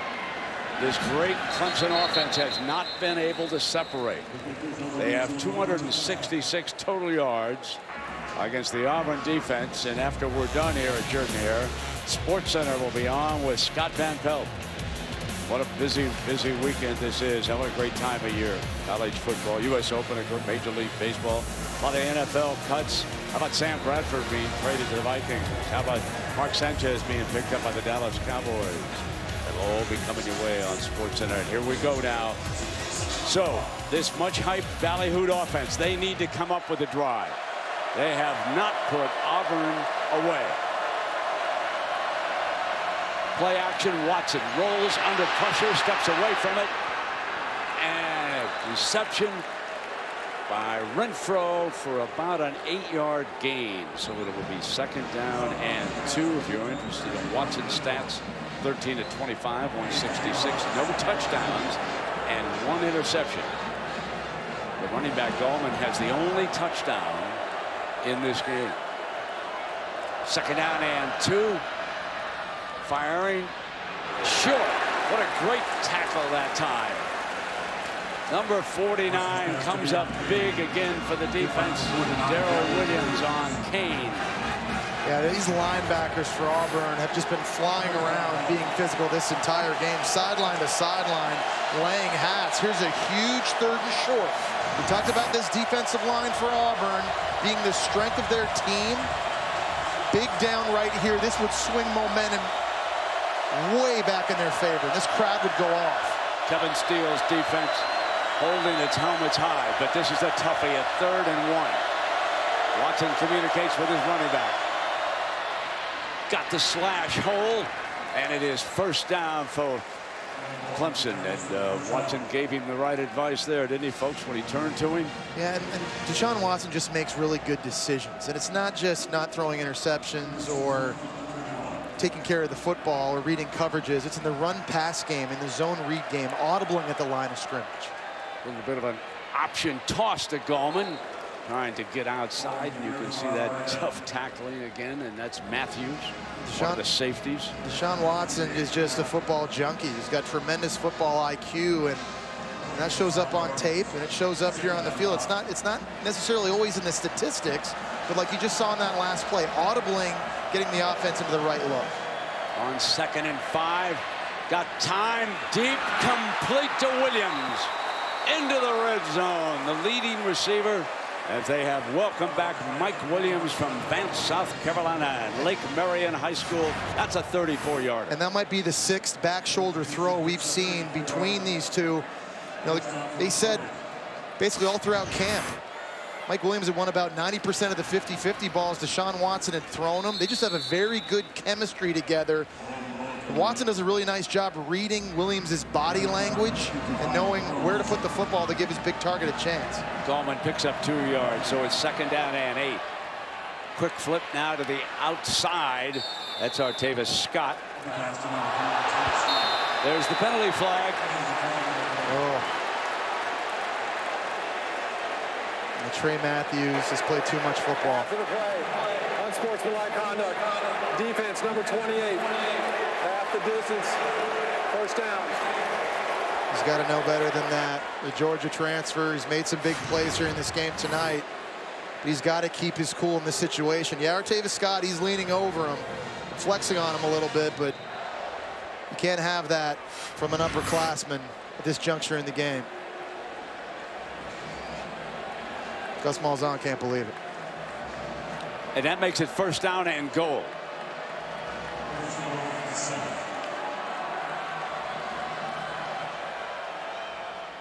Play action incomplete in the end zone.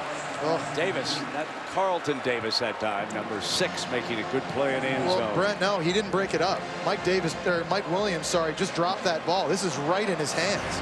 Carlton Davis got beat on the slant. Watch this route. It's a good one by Mike Williams. Ball's right out in front. That's just dropped. 2nd down and goal after the drop.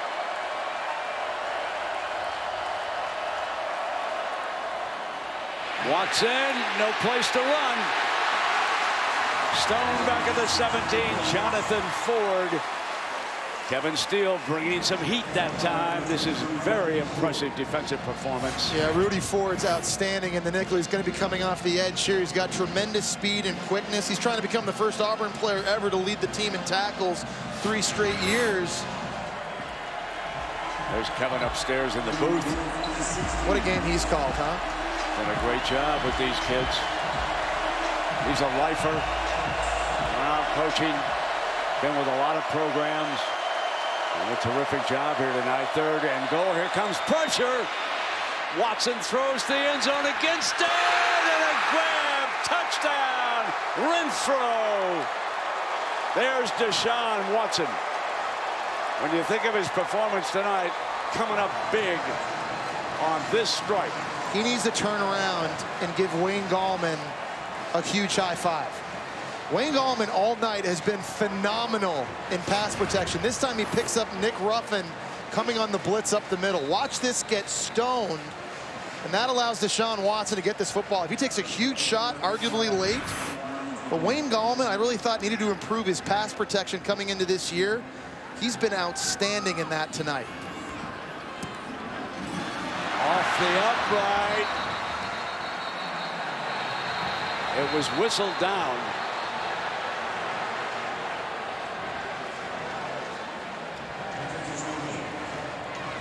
So still inside of 10 minutes to go, and now it is 19-6. After that extra point hit the upright.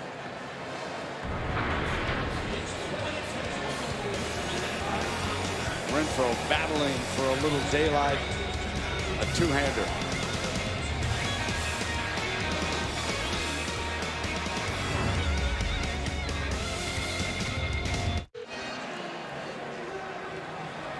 Want to remind you that this weekend is not over. Tomorrow, 7:30 Eastern, it's Notre Dame and Texas as we continue this tremendous opening weekend. And on Monday, of course, it's Florida State and Ole Miss from Orlando. And Auburn, on their last 2 possessions, has made its way to the red zone, but they have only 1 field goal to show for it.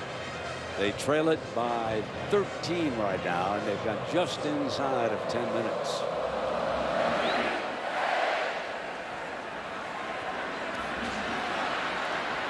Ford from the 2 to the 23-yard line.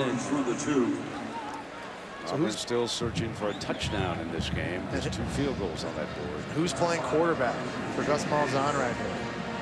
We've seen all 3 guys, Sean White, Jeremy Johnson, John Franklin, all at different times. lining up in different formations. The game on the line, who do you go to? And right now, Sean White, who started the game, back under center.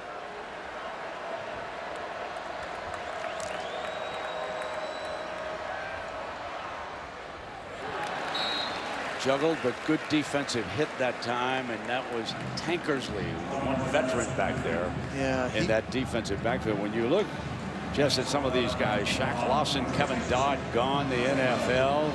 They lost their 2 top pass rushers, 3 of their defensive backs. Lawson went in the first round of the draft, Dodd in the second. Alexander and Green also went in the second, so they're breaking in a lot of new fellas here. Sean White goes deep, got a man open, complete to the 34, and freshman Kyle Davis from Loganville, Georgia, and he had separated. The play action froze the free safety, Jadar Johnson. There's a fake reverse. Look at number 18 back here. He kind of gets stuck. He thinks there's the reverse. And that's when Kyle Davis runs right by him. That ball a little bit underthrown, but there's a huge explosive play in the passing game. Talked about the eye discipline they had to have against this type of offense. Clemson didn't have it there. John Franklin checks in as the quarterback, and Kerryon Johnson. I have to tell you, the runs as a penalty flag complete, the runs per handoff from Franklin for Johnson is going to be a pretty interesting stat. I'm still waiting for Franklin to take off and see if he can get the edge and see what kind of a burst he's got. There is the young man. Started at Florida State, went the JC route. Substitution infraction against the offense. 5-yard penalty. First down. Brian, I want to go back and show you how Clemson's reacting to John Franklin. They're not going to block Christian Wilkins right here, but they're so afraid of Franklin not handing this ball off and running outside that they're getting hesitation from the defensive end. That's the respect that they're giving John Franklin. That's what's opening up these creases for Kerryon Johnson up the middle. But for not that time, the 5-yard penalty makes it 1st and 15. White back in the game, hit on the release. Oh boy. And they get away with a flag against the defensive secondary. A break for Auburn. Pass interference, defense, number 18, 15-yard penalty, first down. Jadar Johnson, yeah, he's the guy that got his eyes caught in the wrong place on the bomb earlier. He gets beat on a double move here by Will Hastings and just basically tackles him. And that's an easy call to make. Jadar Johnson, one of those new safeties, Brent, you talked about. They have 3 new starters in the secondary. They lost 3 draft picks to the NFL. Jadar Johnson, who's a senior, he's played a lot of football. He's got his hands full right now. John Franklin back on the field.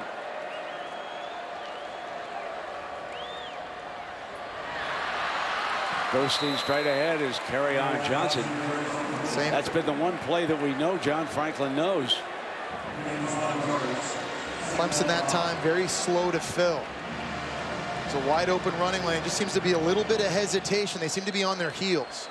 2nd and 5. So it'll be 3rd down and short. Wilkins on that stop. We haven't really seen John Franklin keep the football yet and get a chance to see his speed out in space. Let's see Gus Malzahn see if he can fabricate a way to get this athlete outside one-on-one and really kind of show that off.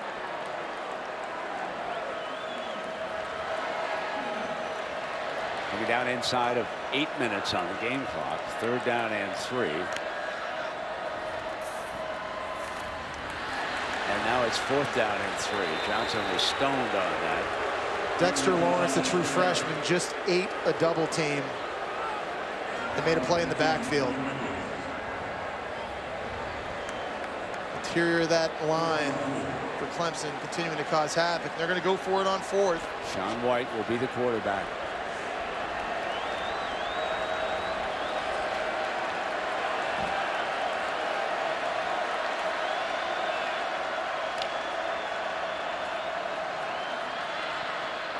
Got the first down. Hastings. And to the 7-yard line. Number 33, Will Hastings, again working his way open.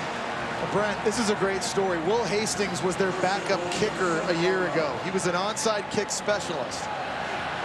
White hands it off this time, and Johnson is met. This will be second down. And Hastings has made some plays. 3 catches tonight. You know, he's a guy in high school, had 49 receiving touchdowns his junior and senior year. This guy's a guy that has a knack for the slot. Making a big play, and there's a spot where Kerryon Johnson, you see Will Hastings lining up in the slot again. He just kind of has that knack for finding open areas and zone coverage, and that's critical in the red zone. Deflected. Incomplete, and Wilkins got a paw on it. He's such a good athlete, Brent. And he's been playing defensive end mostly tonight as a 310-pounder. We talked about the fake punt he caught last year against Oklahoma. Understands he's not going to get to the quarterback, so he slows his rush down, fights off a cut block from the right tackle, somehow gets his hand on that football. Cox checks in. Kyle Davis, the freshman, is off to the left. He made 1 big catch in this game. 3rd down and goal for White. Looks in the freshman's direction. Overthrew it. Incomplete. One thing Auburn doesn't have is size at wide receiver like Clemson has, like a lot of other teams have. Marcus Davis is 5'9", 180. Ryan Davis, 5'9", 172. You don't just have a guy that can big body and go up over top of a cornerback and make the tough catch. It makes it so much more difficult as a quarterback throwing down here in the red zone when the windows are small. Who can step up here now and make a play for the Auburn Tigers? 4th down and goal. White fires, intercepted at the 1-yard line. Bulware, the ringleader of the defense, Ben Bulware from Anderson, South Carolina, the senior, with the interception, making a huge play.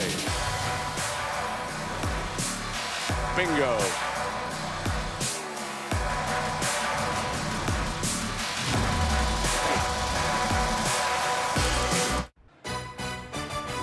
ESPN College Football is presented by Geico. 15 minutes could save you 15% or more on car insurance. And in part by Chick-fil-A. We didn't invent the chicken, just the chicken sandwich. Well, the maturing oak trees, huh? After the poisoning killed the old ones, but doesn't look like they're going to be rolled tonight unless this Auburn defense can strike fast. Gallman bounces off a tackler trying to get the edge, and finally ridden down at the 5-yard line by Matthews.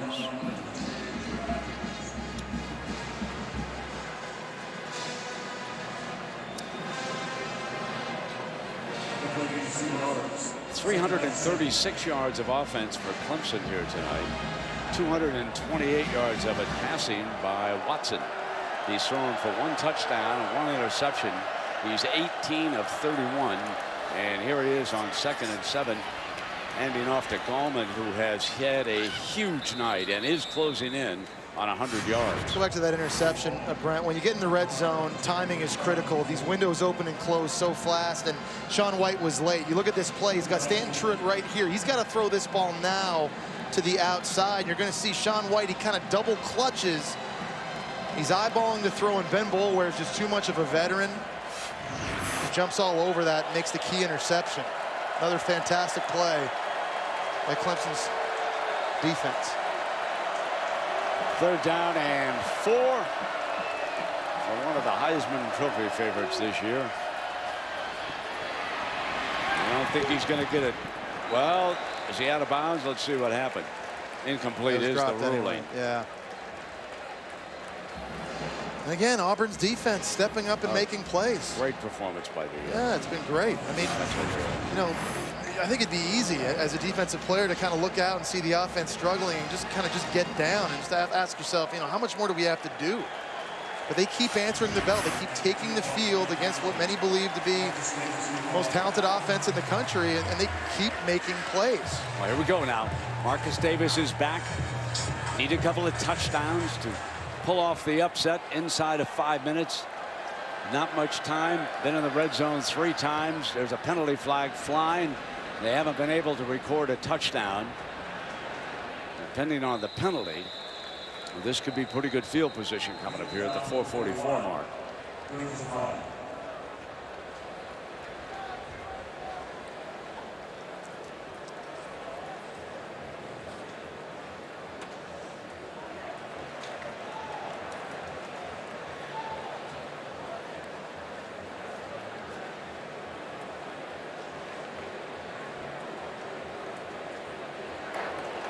Legal formation on the offense. 5-yard penalty will be assessed at the end of the run. First down. Excellent, excellent field position as a result of that. If Auburn is going to jump back in, they've got to strike in this next series. They are down a couple of scores here. 4:44 to go. We'll come back. The Clemson defense hasn't given up a score yet tonight.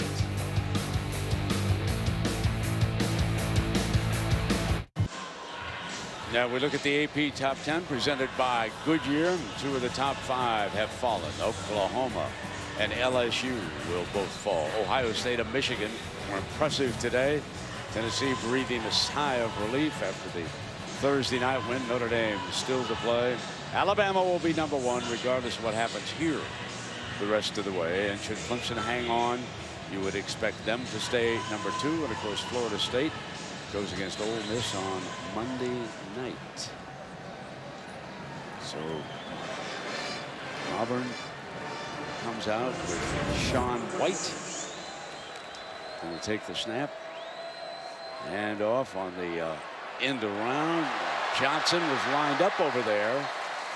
And they brought him around as a ball carrier. And if they could just strike for a quick touchdown, give a chance here.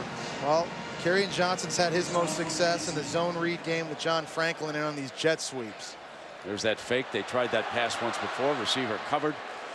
And helmet comes off of the quarterback. And I believe that means he's got to come out right now. And Lamar got to come out to the sideline for a play, and that means Franklin is dashing in from the sideline. He's handed off on all of his plays. Yeah, we haven't seen second him throw down yet, and you're 12. Right. We haven't even seen him run with the ball yet. I just think with his now he's over on the athleticism. wing. Going to be a direct snap to Chandler Cox. He's going to hand it off and still get the ball back into Johnson's hands. And a lot of eye candy, but not much of a result. And here's your third down. And which of these receivers can step up and win one-on-one in a big situation like this? We talked about them not having great size, but number 80, Marcus Davis, he's kind of their go-to guy. He's not their biggest receiver. He's down here at the bottom of the screen, matched up against Tankersley. He's a guy that just has a knack for making plays.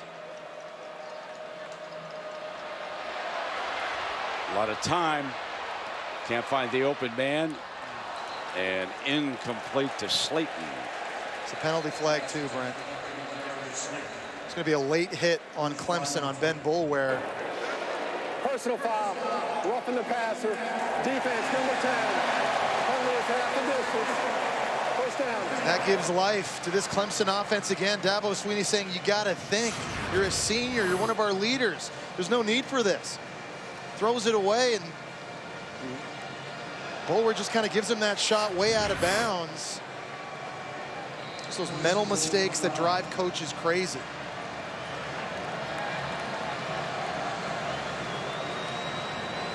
So 4 consecutive possessions now in the red zone for Auburn. Jeremy Johnson lined up at wide receiver in the Wildcat down here. We're going to bring him in motion. And carry on for the goal line. Touchdown alive.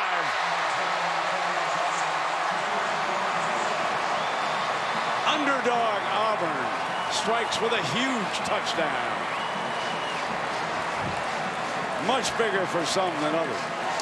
And just the fake reverse by Jeremy Johnson just froze this defense. Watch these 3 defenders over here. They just take a split second late to get outside, and that allowed all those blockers from Auburn to get their angles for Auburn's first offensive touchdown of the game. Daniel Carlson alive. Maybe I spoke too soon about tumors. Arm up, everybody. Got a chance. Now we're going to see the Heisman Trophy favorite. What can Deshaun Watson do?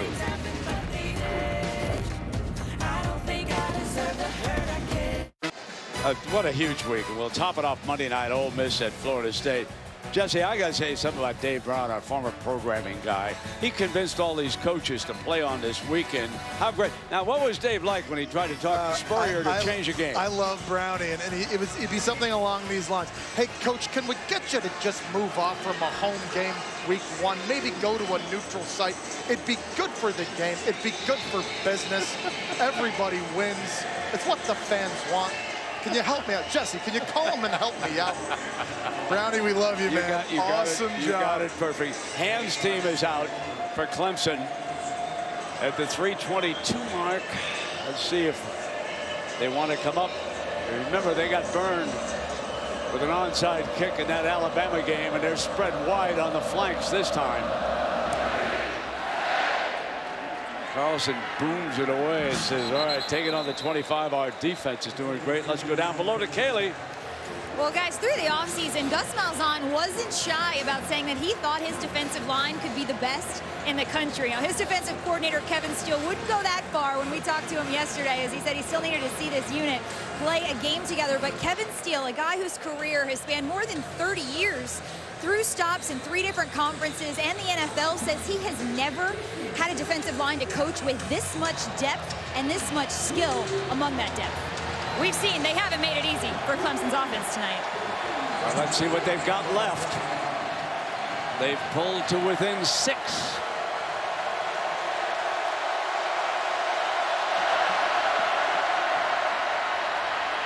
There's Gallman again, pushed out of bounds as he gets ever closer to 100 yards tonight. Kayla, you talked about that depth they have. Kevin Steele believes he can go 10 deep on the defensive line. In a game like this, with the tempo Clemson likes to run, they've used a lot of different bodies, and they've been able to stay fresh. Big reason why they've been able to be as dominant as they've been. 3 minutes. They're bringing that clock down. Precious seconds. 2nd and 4. Deshaun continues to milk it.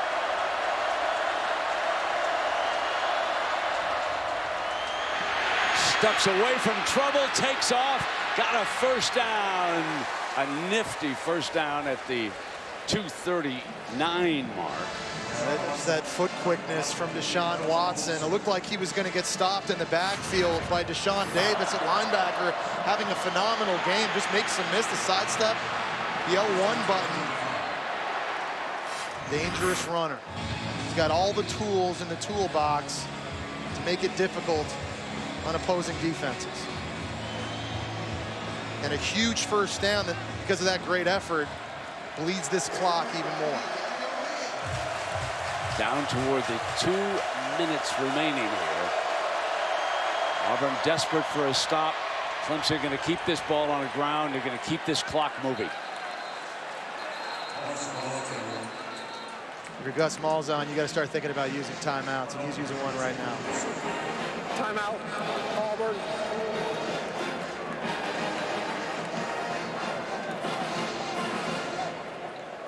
"30-second timeout." Now, I've really been impressed with both defenses tonight, Brent. Everyone was talking about Clemson's offense and this juggernaut, and how Auburn was just, was going to get scared and was going to be on their heels, and they've answered the bell. I've been very impressed with Auburn in the athleticism and talent, particularly up front on the defensive line. On the flip side, Clemson was a unit the 2nd straight year that had to replace a lot of starters and guys that had gone on to the NFL after losing 7 draft picks on their side of the ball. And they played lights out. In a defensive war here at Jordan-Hare Stadium.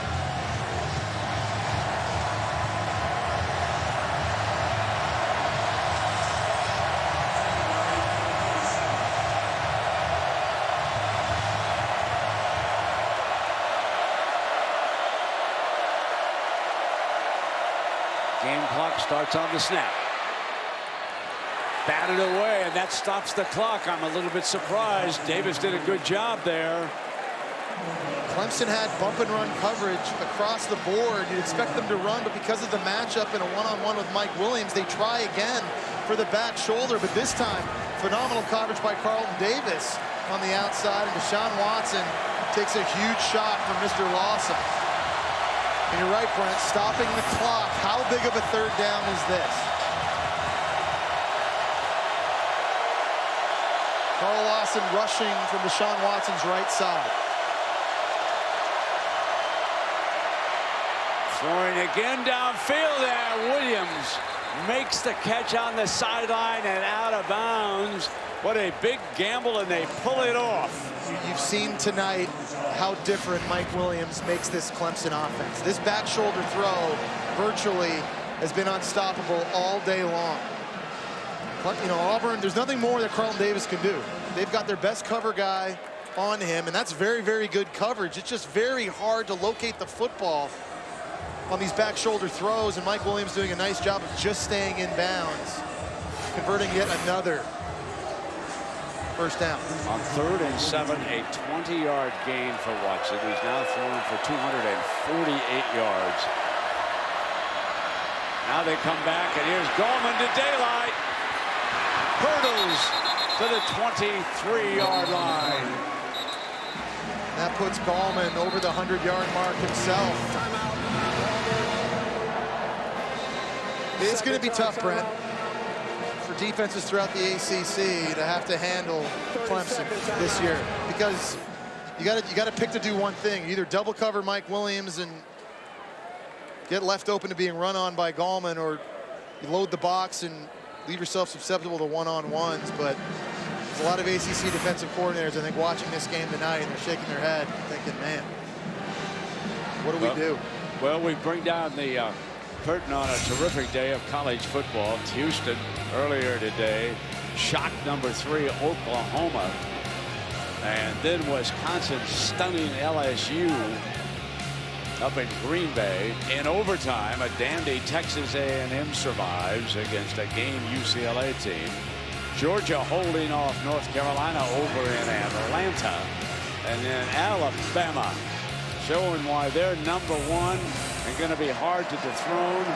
And now 1:41 to go, and pounding away to put away their first win of this season. And the timeout, that's the last one, I believe, for Auburn in this game. Third final timeout. 30 seconds. Well, you know, Jesse, if we just take a look at results, and I know it's been really a game Auburn team, but as of right now, you would think there's a possibility. I don't want to get ahead of myself, because Clemson has to go to Florida State. Louisville is going to be a little bit trickier than everybody thinks this year. We could have a rematch between Alabama and Clemson. Yeah, we certainly could. You know, the thing I think I take away from this first week is that we had a lot of questions coming into the season. I think every team had one major question. I think some of those questions were answered today. Alabama, it was about the quarterback position. Right. They seem to have that answer with Jalen Hurts. LSU, we thought, was a quarterback question, and Brandon Harris didn't. It still is a question. You're absolutely right. With Georgia, Jacob Eason kind of takes over there and established himself. Oklahoma had question marks on defense and on the offensive line, and that manifested itself today in a loss against Houston. It's very, very early. Lots of football to be played. It's not to say any of those teams are out of the playoff necessarily, but I still think we did learn a lot of things today. Thrown back here at the minute-and-a-half mark, and third down comes up. Davidson in the midst of that defensive effort. I think we learned a lot about Clemson today, Brent. I think their big question mark was defense.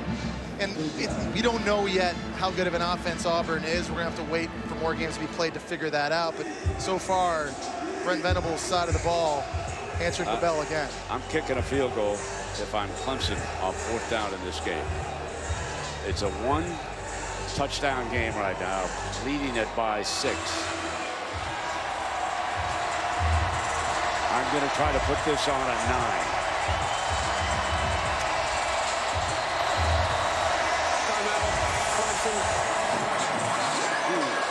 Well, they still got one left here. They've brought it down now inside of a minute.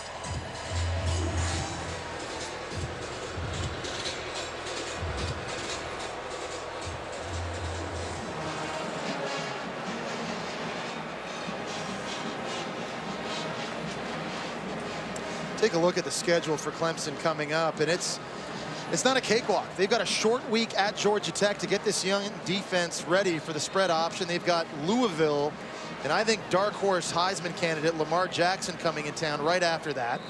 Boston College played great defense a year ago. Pittsburgh 6-2 in the conference last year. James Conner's back, but really the big one right here, October 29. The winner of that game since 2008 has gone on to represent the Atlantic Division in the ACC title game. So this is no cakewalk for Deshaun Watson and Clemson if they are going to get back to that national title game as you talked about. So 3rd and 10, I think that timeout. Yeah, Auburn's out of timeouts too. So here's Gallman. They get him out of bounds at the 45-second mark with Davis. Now it's going to be up to Dabo to decide what to do here. It doesn't look like you can have anything to do with a field goal on this 4th down.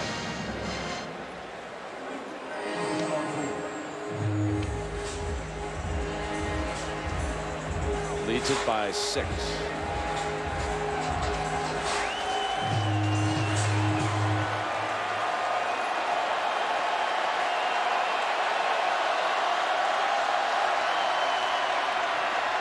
Gallman, then the workhorse, and so the ball goes back to Auburn with 40 seconds remaining. You're going to have a lot of second guessing should Auburn come up with a miracle on that.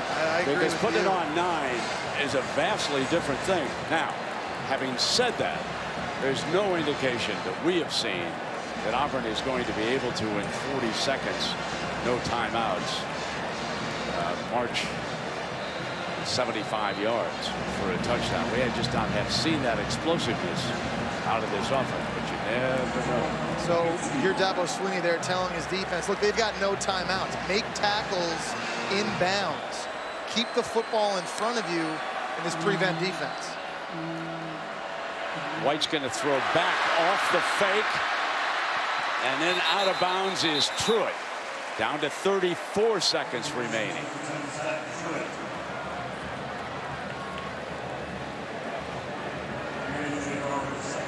Remember 2013, Auburn had all those miracles in them. It almost seems like a team destined to make it to the national title game. Or that play against Georgia, tip. They had one of those last year against Alabama in the Iron Bowl. I wonder if they got some magic in them here. 2nd down. The clock is important right now.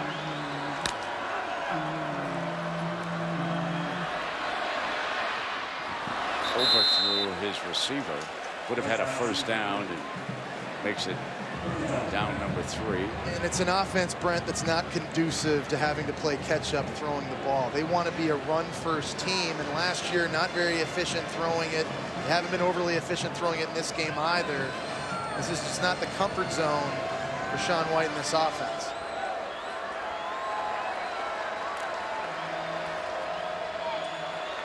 Third and 2. Making a 1st down, quick stop, and they've got to hurry. They've got 23 seconds. They're going to stop it. White's got to get him up to the line now. And they're going to clock it. You know, that's a situation where you like your quarterback to come up and run something, to be in charge of things out there. You know what I'm saying, Jesse? I'll tell you what. I think Sean White, the best throws he makes are these in-breaking routes. And in these prevent defenses, there's a lot of holes over the middle of the field for Sean White to exploit. Carry on next to him. There it is again. Got middle, open, here we come. Marcus Davis down now to 16 seconds. The good news is you've at least now given yourself a chance to throw one into the end zone if you're Auburn. Clock it again. And there's always, you know, the theory on defense. You've had so much success all game long getting after Auburn's quarterbacks. Brent Venables likes to bring pressure. All of a sudden, you take your foot off the gas, you go into these prevent defenses, and all of a sudden, Sean White's carving you up. For Brent Venables, if you decide here just to mix it up and start bringing guys. White going deep, got men open, incomplete. But that got scary for a second because 2 Auburn receivers were in the end zone versus only 1 DB. Clemson let a bunch of guys just run right by them. That could have been disastrous for Clemson. Check this out down the sideline. Look, there's 2 Auburn players on 1 defender. That's a great effort there by Jadar Johnson. Knocked that football away. Prevent defense is set again at the 6-second mark. They can show a quick sideline and out, maybe give themselves 3 seconds on the last play. Got to hurry now. Time's running out. You got to throw it. Clock's running out. Shows 0-0. End zone. Air. Jump ball. Knocked down and away. Clemson hangs on. Johnson again. Number 18. Did what a safety should do in this situation. Bat that ball to the ground. And Brent, he batted it down twice. This is a phenomenal effort by Johnson. He went up, got the first touch on the football, then spiked it on the ground. Watch number 18 come here from the left-hand side. Up he goes. Gets a swat at it. Does the smart thing and knocks it on the ground. Wow. Just thought for a second he might have had some magic. But he comes up a 6-point loser. 19-13. Number 2 Clemson moves on. Don't forget tomorrow on ABC. 10th ranked Notre Dame, the Fighting Irish, will take on the Texas Longhorns at 7:30 Eastern. So much action today. Time to give you all the highlights and updates. As we send it to SportsCenter, here's Scott Van Pelt.